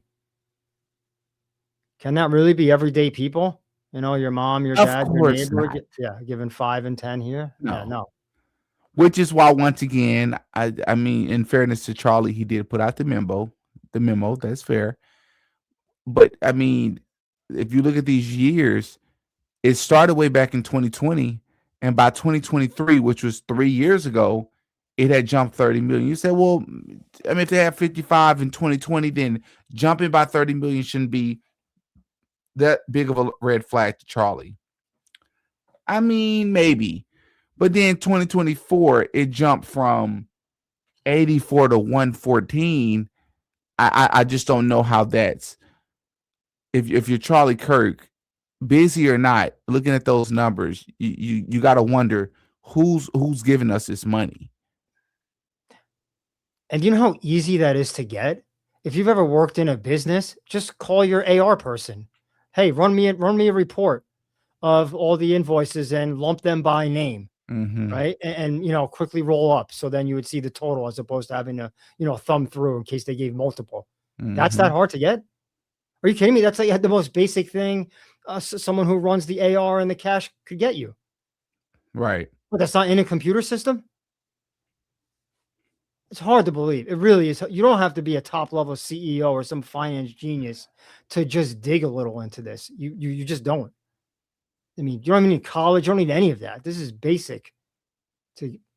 So was he really interested in getting to the bottom of this or not, is my question.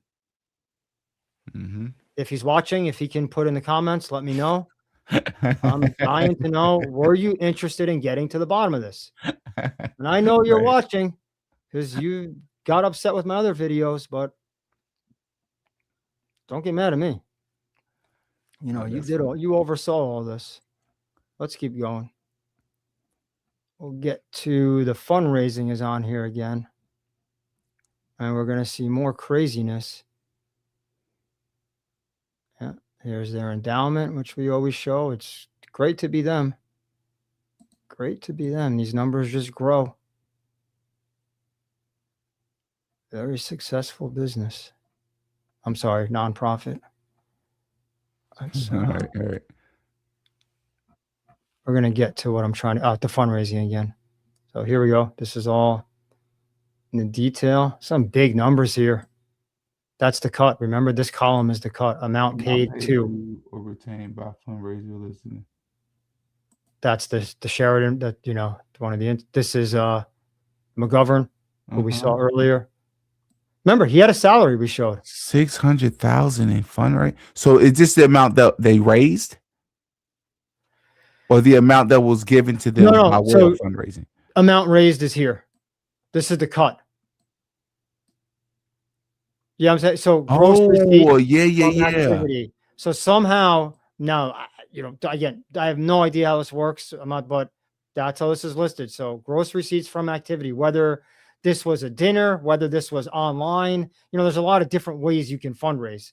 Maybe this is the payment processor. So there's a lot of scenarios. It's not only like a traditional, you know, show up at a suit and tie fundraiser dinner, but regardless, this is saying gross receipts that was processed through that. Yeah, 19. This is the cut, and then this is what TP gets.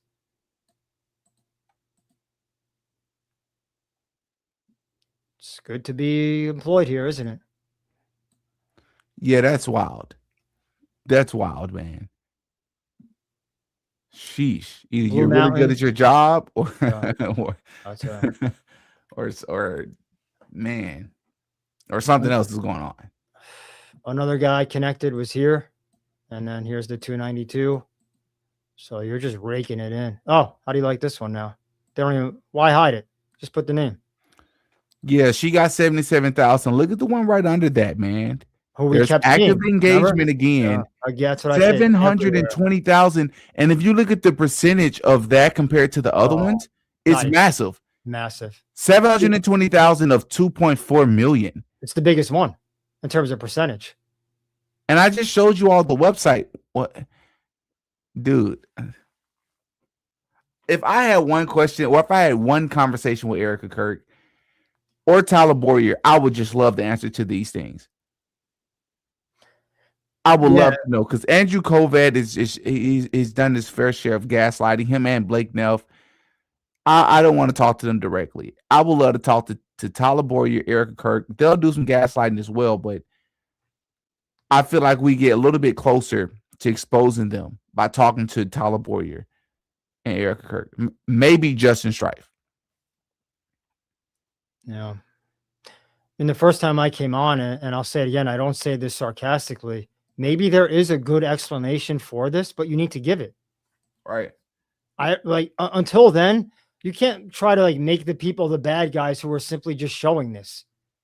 This is just what it is, you know, and if there's a great explanation, that's fine. You just explain it and move on. But it's big numbers going to not a lot of people. Mm-hmm. You know, if you don't know anything, it looks like, oh no, it's being spread out. But then when you look, and it's like you said, one employee, you know, that's not going to a lot. It's what it is. So here's where they try to itemize the events. So when, you know, how they do the winter I mean, this makes me think a couple of heavy hitters show up and just write a check. Wouldn't you say? 28 million. Yes, I do. How else could that happen? Giving 2 million at a time themselves, 5 million here, 500,000 here. That 28 will add up really fast. And this kind of proves your earlier point about it's going to be mostly big donors, because just from an event, you're at that. So imagine you do a couple of these.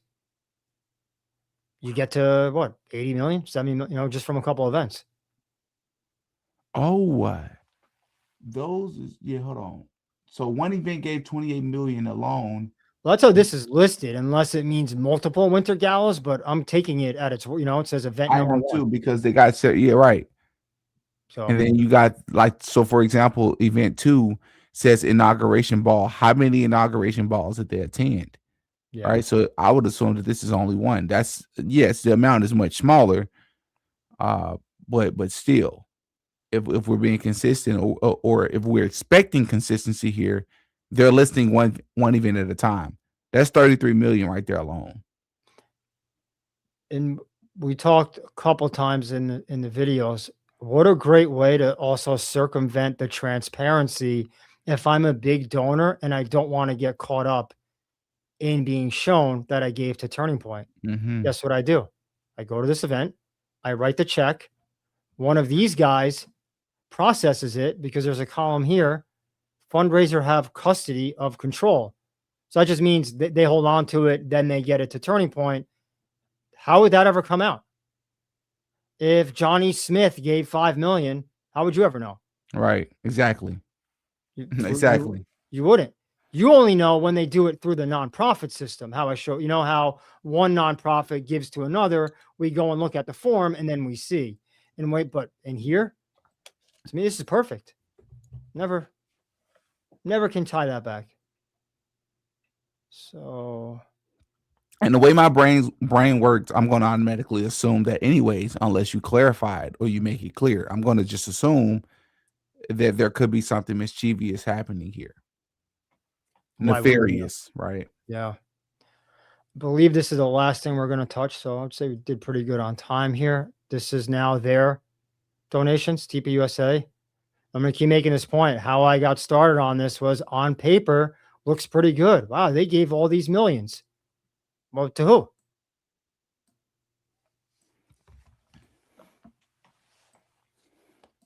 To who? Mm-hmm. Right. 9.7, 3.6. James O'Keefe, Citizen Journalism. Texas, how do you like this one? Texas Youth Foundation, 20. How about Texas Youth Foundation gets this, and they get 20? No, Brian, you don't understand how it works. Okay, right. I'm making it so complicated, right? 20. So if I'm looking at how much did they donate, you tell me, DD, should I say 20 or should I say the sum of all of this? I should say the 20. That's how I would look at it. Well, you're saying how much Turning Point has donated? Yeah, that's what I'm getting. If you wanted to say how much have they given in grants, they received 115 million this year. How much did they give out in grants? I would say they gave out 20K. What's the reason? Because this is them giving to themselves. Oh, okay. Yeah, no, I follow now. That went over my head. Okay, yeah. Wouldn't you say the same? Because people, again, will just add up the total, which is on another page, and go, no, what do you do? You can't say they gave, 12.5 million or whatever. No, I think they gave 20 grand. Which only shows that they're doing what we found before, which was mentioned at the very beginning of the live. It just seems that they're sending themselves all of this money, and it really never goes out to the actual people, No, they went to these youth guys. They got some breadcrumbs, Right. But that's like, and then there's, I should, make mention. So there's a little more than the 20K. It's just, as I said earlier, this could be, you can't see. I like when they give to groups because you can check this. I can then go here, and I can look up and make sure. This I can't. Mm-hmm. I want to be clear. I'm not saying they did it. I'm just saying, how would you know if they did or didn't? Right. There's nothing here, But so if you give them the benefit of the doubt, okay, they did give more than 20. They gave 20 plus this. That's best case scenario. Mm-hmm. But under no circumstances can I include this. I can't. That's ridiculous to say. No, they donated. No, to yourself. All right.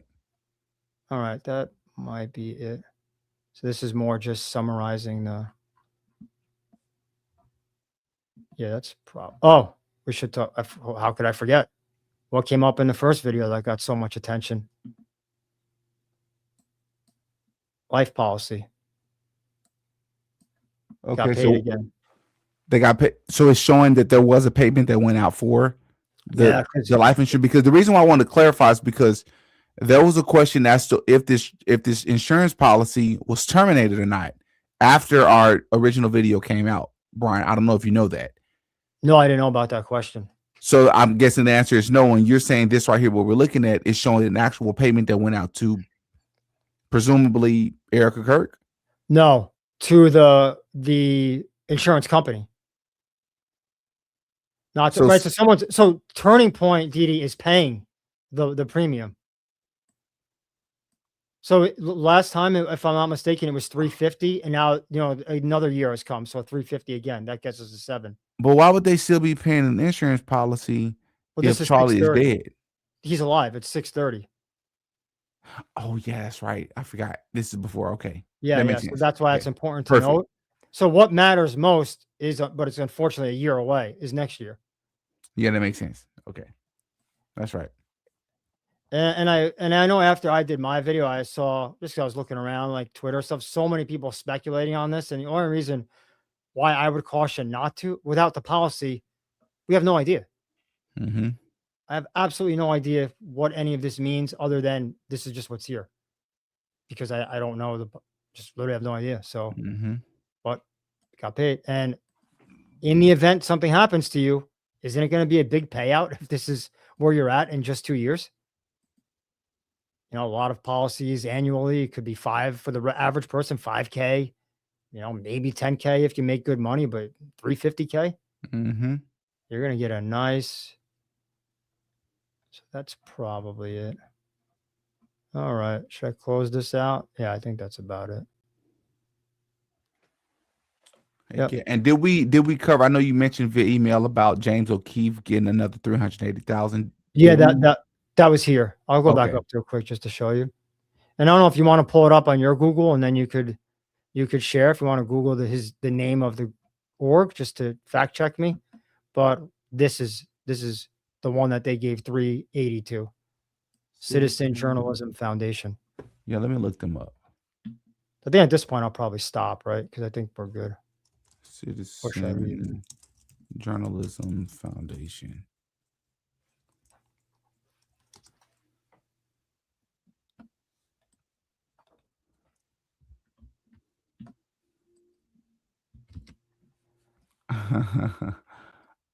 I'm gonna show this to everybody. And And should I this hit is stop, or do you just show? huh? Do I have to hit stop, or you just show? No, I can remove it. I don't know how like it works. that. Okay. Oh yeah, I pulled up too. I pulled up his 990. James O'Keefe comes up. Oh, you already did. Yeah, but I'll stop. Yeah. Yep. Okay. Let me share the screen. So this is Citizen Journalism Foundation. This is their website. That's it. I mean, that's a great website. You don't think so? Citizen Journalism Foundation help CFJ defend free speech, promoting truth and transparency through investigative journalism, whistleblowing, and First Amendment defense. Choose amount. Oh.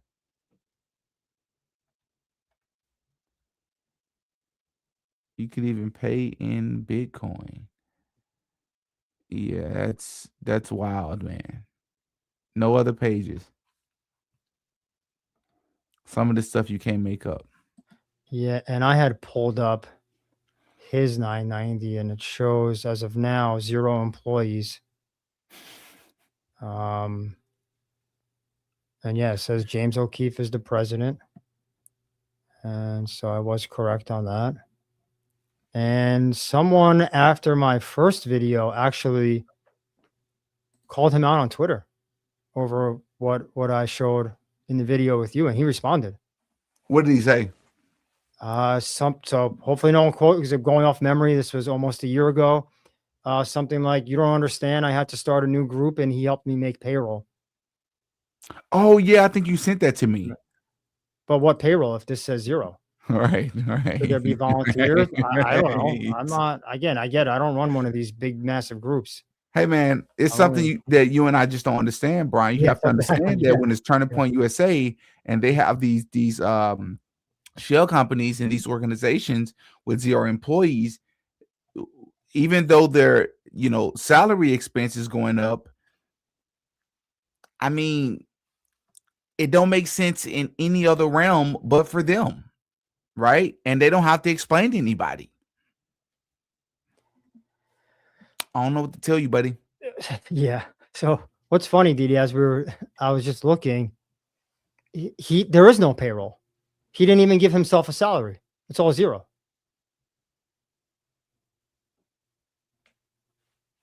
$200K went to a consulting company called, and you're going to love this name, Transparency LLC.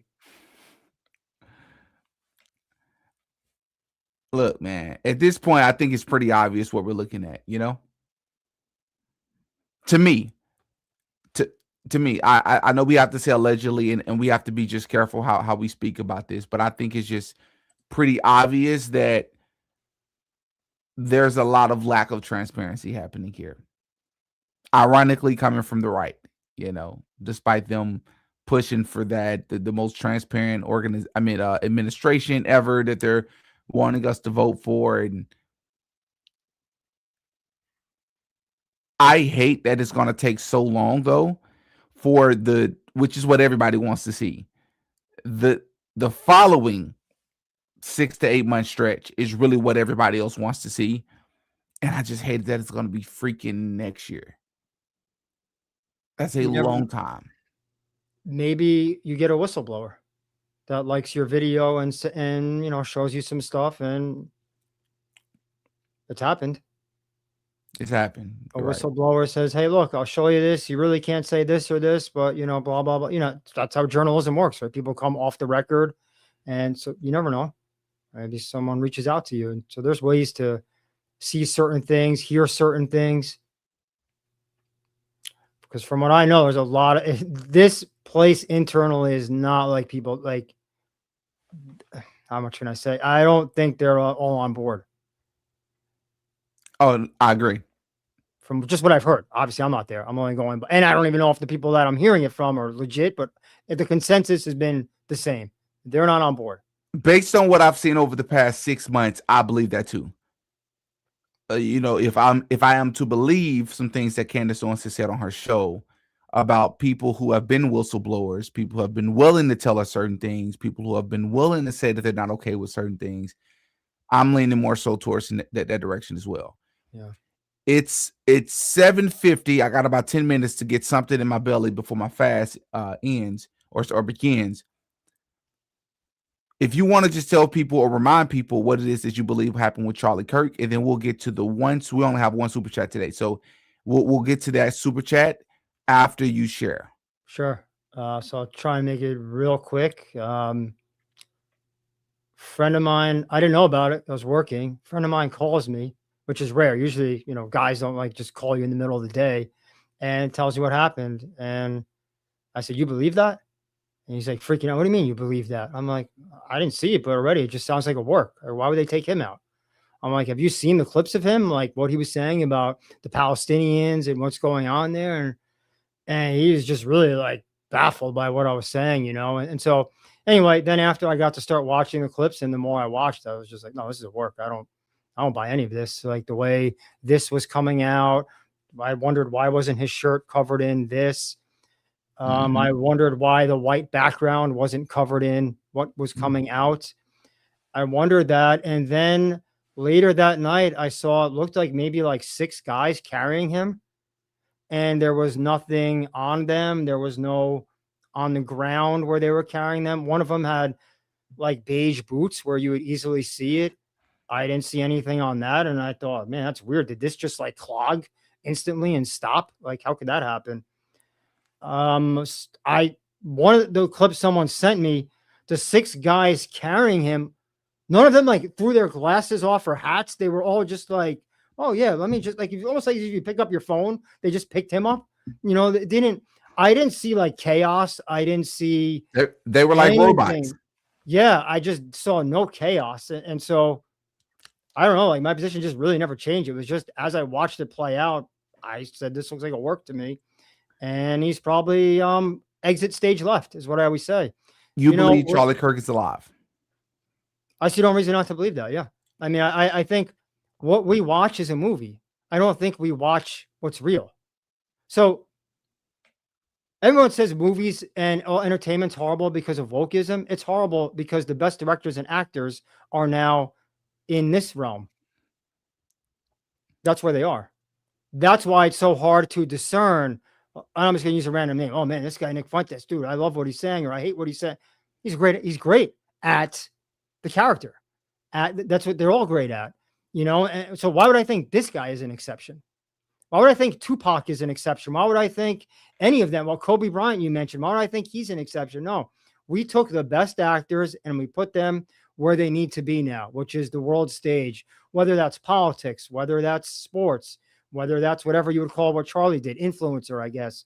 And I think it makes sense. You know, they, to me, did a manufactured demolition on the mainstream. They on purpose crashed the mainstream because forget the boomers. No one cares what we got to get to the young people. How do we get to them? On the internet. We get all these influencers, right, that are controlled and grayed out, and we use them and we make you think, dude, Joe Rogan, no, that guy's independent. He's not mainstream. That guy, he's with you. No, another actor. Where did he come from? All right. He's on a news radio, a huge show. Actor. I mean, by definition, these guys came from, a lot of them come from, you know, acting. Donald Trump was in pro wrestling, was on The Apprentice. There's no such thing as reality TV. There's something called lights, camera, action. And so, sorry if I'm going a bunch of different ways, but why I stay on this with Charlie, well, I can't make him the exception to what I believe I'm always watching, which is a movie on a stage. Butler, a movie on a stage. September 2025, a movie on a stage, you know. That's, sorry, I don't know if that like upsets it, but just what I think. Like, and the biggest news right now that's trending that many people are really focused on right now is that Charlie Kirk was unlocked by the Rode microphone that he was wearing. I know that's not new information or a new theory. As a matter of fact, it was something people were entertaining almost immediately after September the 10th.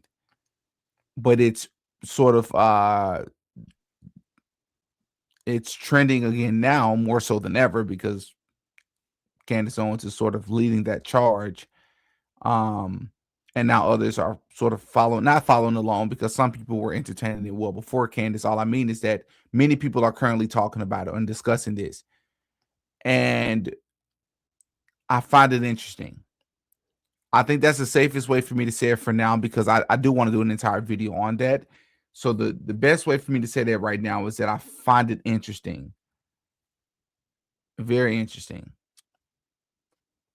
Yeah. Maybe if I can make one more quick point to visualize, I think about when there's door number 1 and door number 2, I go in door number 3.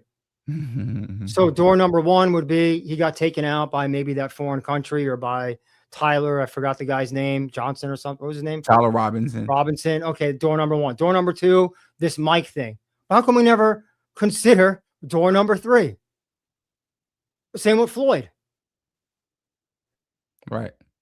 No, the guy put a knee on. Maybe none of that happened. Maybe there was a green screen behind. Why are we so quick to just, no, it's got to be, okay, I'm white, so I got to be, I hate Floyd. Oh, I'm a black guy, so, you know, screw the, why not door number 3? Why not Floyd was in on it? Why not they were all in on it? And it was, again, lights, camera, action. All right, good job, George. And it's very strange to me that we can't ever consider that some of these events might be that door. No, it's got to be picked. This, what's the thing that happened in Texas? Carmelo Anthony? Yeah, Carmelo Anthony. Okay. Yeah. Why can't that be a possibility? That was a work. I'm not saying it is because I know nothing about the details. It very well may have not been at all. Let's just say the Carmelo Anthony, Austin Metcalf footage that was released has been extremely grainy footage, despite the fact that people who attended, it wasn't a school campus from my understanding, but people who have been to that stadium prior said that, or an individual who knows someone who works at that stadium, I saw this just the other day, says that those cameras are very high quality, yet the footage that we get is extremely grainy. This is not to excuse Carmelo Anthony It's to say that I believe that grainy footage is being released to cause more confusion, distraction, and frustration amongst the people. You know, the people in charge have a sick sense of humor. The Carmelo Anthony story, I hadn't heard a word about. Then the Knicks are in the finals, who one of their legends is Carmelo. And it's just, I know, coincidence. I'm tired of hearing the word coincidence. I don't use that in my vernacular. I'm tired of hearing it. I call them patterns. I don't call them coincidences. I call them patterns as well. Oh, And the I'm day sorry. that the day they decide to release the Carmelo Anthony Austin Metcalf footage, which people have been asking for almost a year, was on Juneteenth. Oh, I didn't even Which was catch that. right after the Really? finals ended. I didn't catch that. Interesting. So, yeah, there's that. Okay, it's right at 8 o'clock. I got to get something in me. Let's get to Gina. She said this one is for Brian. So this $50 is for Brian. Whenever Brian decides that he's going to allow me to send him some money. Thank you very much. By the way. His work last fall is what brought me to your channel. Then I went back to see what you're all about, where I proceeded to binge watch everything. Thanks for all the work you do, you both do, and for sharing it with us. Gina, thank you so much as always. You show a lot of love, and I appreciate that deeply. Now what I need you to work on is finding a way to get in contact with Brian on your own time to convince him to allow me to send him this money. Then we'll be good standing.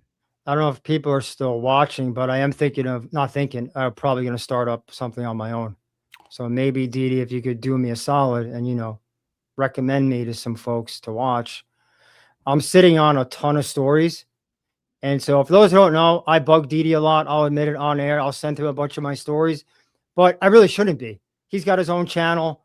Like, I shouldn't be like, hey, are you interested in this? Are you interested in that? I should just really be doing it on my own, as opposed to trying to like sell these things that I've looked into. And so it's tough with a job. I would like to not have a job and just do that. But that's kind of what I'm thinking, is simply just take my stories and I don't even know how to make videos, but do the best I can to, show my receipts and walk people through.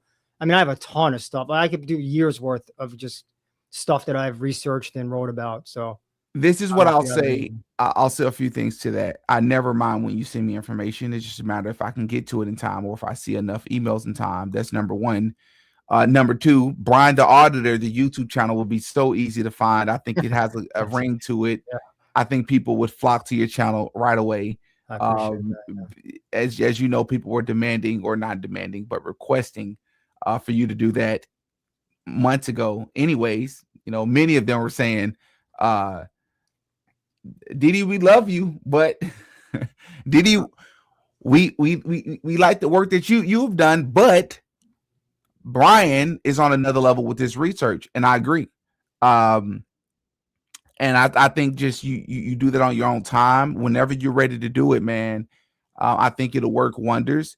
While you work, if you just create a channel and just do it on the side like I did, that would be my first piece of advice for you, as somebody that works. Do it on the side as a hobby. And the people, unlike you, I did not have a following. I did not have people to know who I was before I joined the internet. You, on the other hand, you've already created sort of this demand for people to hear more of your work. And I think when you started as a hobby, and it's not about having to make money to pay bills and take care of yourself, I think that is a lot less stressful. And I think it allows you to focus on just the passion for it. I think doing it, you of course have the passion for it as well, but doing it knowing that you have to execute and rely on people to click on the video and watch it in order for you to take care of yourself can be extremely stressful, let alone a stressful way to introduce yourself to the world of entertainment and social media. You don't want to do that. Do it while you have a job. And even if you post once a month, post once a month, people are going to wait that once a month for Brian to post. When Brian the Auditor posts, people are going to check in to you. So the moment you start a channel, I'm going to promote your channel nonstop, man. Yeah. So my first video, quick teaser, there are a ton of deaths around MLK Jr. that I've never seen anyone cover. And so I went through all the inner circle, the nieces, the nephews, the brother, the mother, the judges, the investigative reporters. It never ends. I have so many. I went through all the newspaper articles, all the records, and I was overwhelmed with how many and how suspicious. Martin Luther King Jr.'s brother died a year later, almost to the date, in a pool. He drowned, even though he was a very, very good swimmer. I believe he was the best swimmer. With no water in his lungs. Huh? With no water in his lungs. With no water in his lungs. His mother was shot dead. Either his mother or his father. Mother was by shot a black Israelite, allegedly. By some sort of black Israelite who said he came there to kill the father. Yeah. But couldn't get to him, so he killed the mother. And he looked like Urkel, by the way. Not that everyone looks like a killer, but I would just ask people, look at who this kid looks like. He did it. Yeah. Then you said his brother, right? Do you know then the brother's daughter drops dead while jogging at 20? I did not know that. And then I guess I'm giving away my story. Maybe I can't. And then another, and so that's A.D. King is the brother that dies in the pool. Then his daughter drops dead jogging. Then her brother drops dead jogging. I did not know this. Yeah. Yeah. And young, 20 years old. And you know what the newspaper says? They inherited a heart condition from the father who fell in the pool. How do you prove that? So anyway, I thought that was interesting. And so my idea was that my first thing is just showing the newspaper articles, doing a dive into that. The judge drops dead as James Earl Ray is trying to appeal. And then because he was open to the appeal. So he somehow dies right in his chambers when he's going to sign the papers. And the next judge comes in, of course, rejects the appeal. And now we get no second trial for James Earl Ray. Crazy. Really. I mean, but it's, yeah. So that's my first video. All right. I love it when you have Bryant on. You are both a wealth of knowledge. Thank you, DD. Thank you, Conspiracy Podcast, for the $10 super chat. Base notes. Thank you for the $25 super chat. Thanks, guys. Thank you for your support. We did go live while you all let me know both in the comment section and individually by way of DMs that I was going to be going live while multiple of other people, including Candace, would be live. So it would impact the amount of people that will see the video. But many of you all have told me that you're going to watch this later. So I appreciate you all for tuning in nonetheless. I anticipate that many of you all will watch this at a later time. So for those of you that watch this later, please hit the like button. It works a lot. And please hop in the comment section if you don't say anything else and encourage Brian to start a YouTube channel. I think many of you all would appreciate it. And I'm going to see you all in the next one. I'm going to continue to work on this Kobe Bryant video that I plan to have out tomorrow. It will be a Patreon exclusive, unfortunately. But again, the link is in the description to the Patreon. With that, Brian, do you have any other final thoughts before we end this? No, we've covered everything. Thank you, DD. Appreciate you having me on the platform and glad everyone enjoyed it. Absolutely. And the last thing I'll say before we get off is that if people are not able to see or get to the video by maybe midday tomorrow, I will probably take this video, edit it in my own time. Obviously, I'll probably cut out a lot of the fatty parts of the video, if you will, of me sort of giving some disclaimers and sort of just give you all the meat and potatoes of the video in a pre-edited video on the channel so that you can access it that way as well. And it's not as overwhelming in a 2-hour video. And so with that, I'm going to end the live stream and I'm going to catch you all in the next one. Peace. Okay.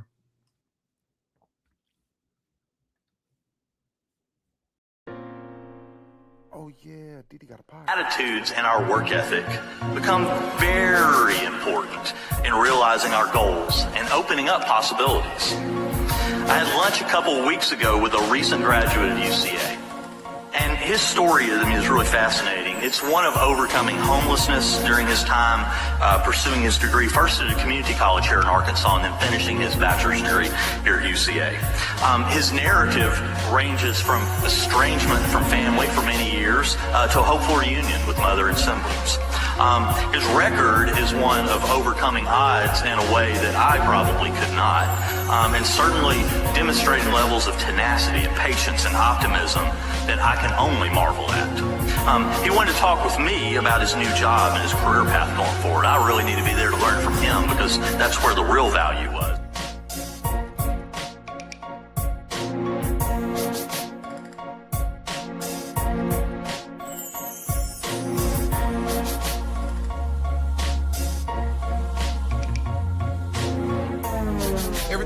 video is alleged. Allegedly. No such thing as a life that's better than yours.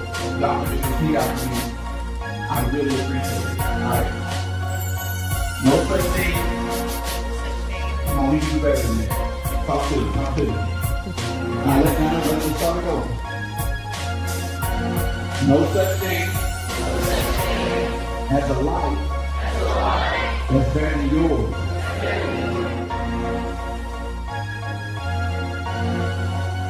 You're worse than the rich white people or the rich white Jews that own these record labels, because they don't even understand these populations.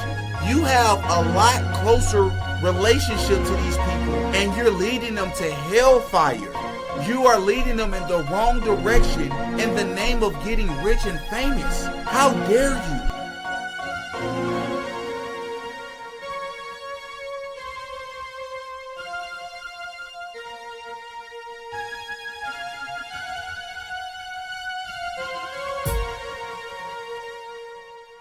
Oh yeah, DD got a podcast.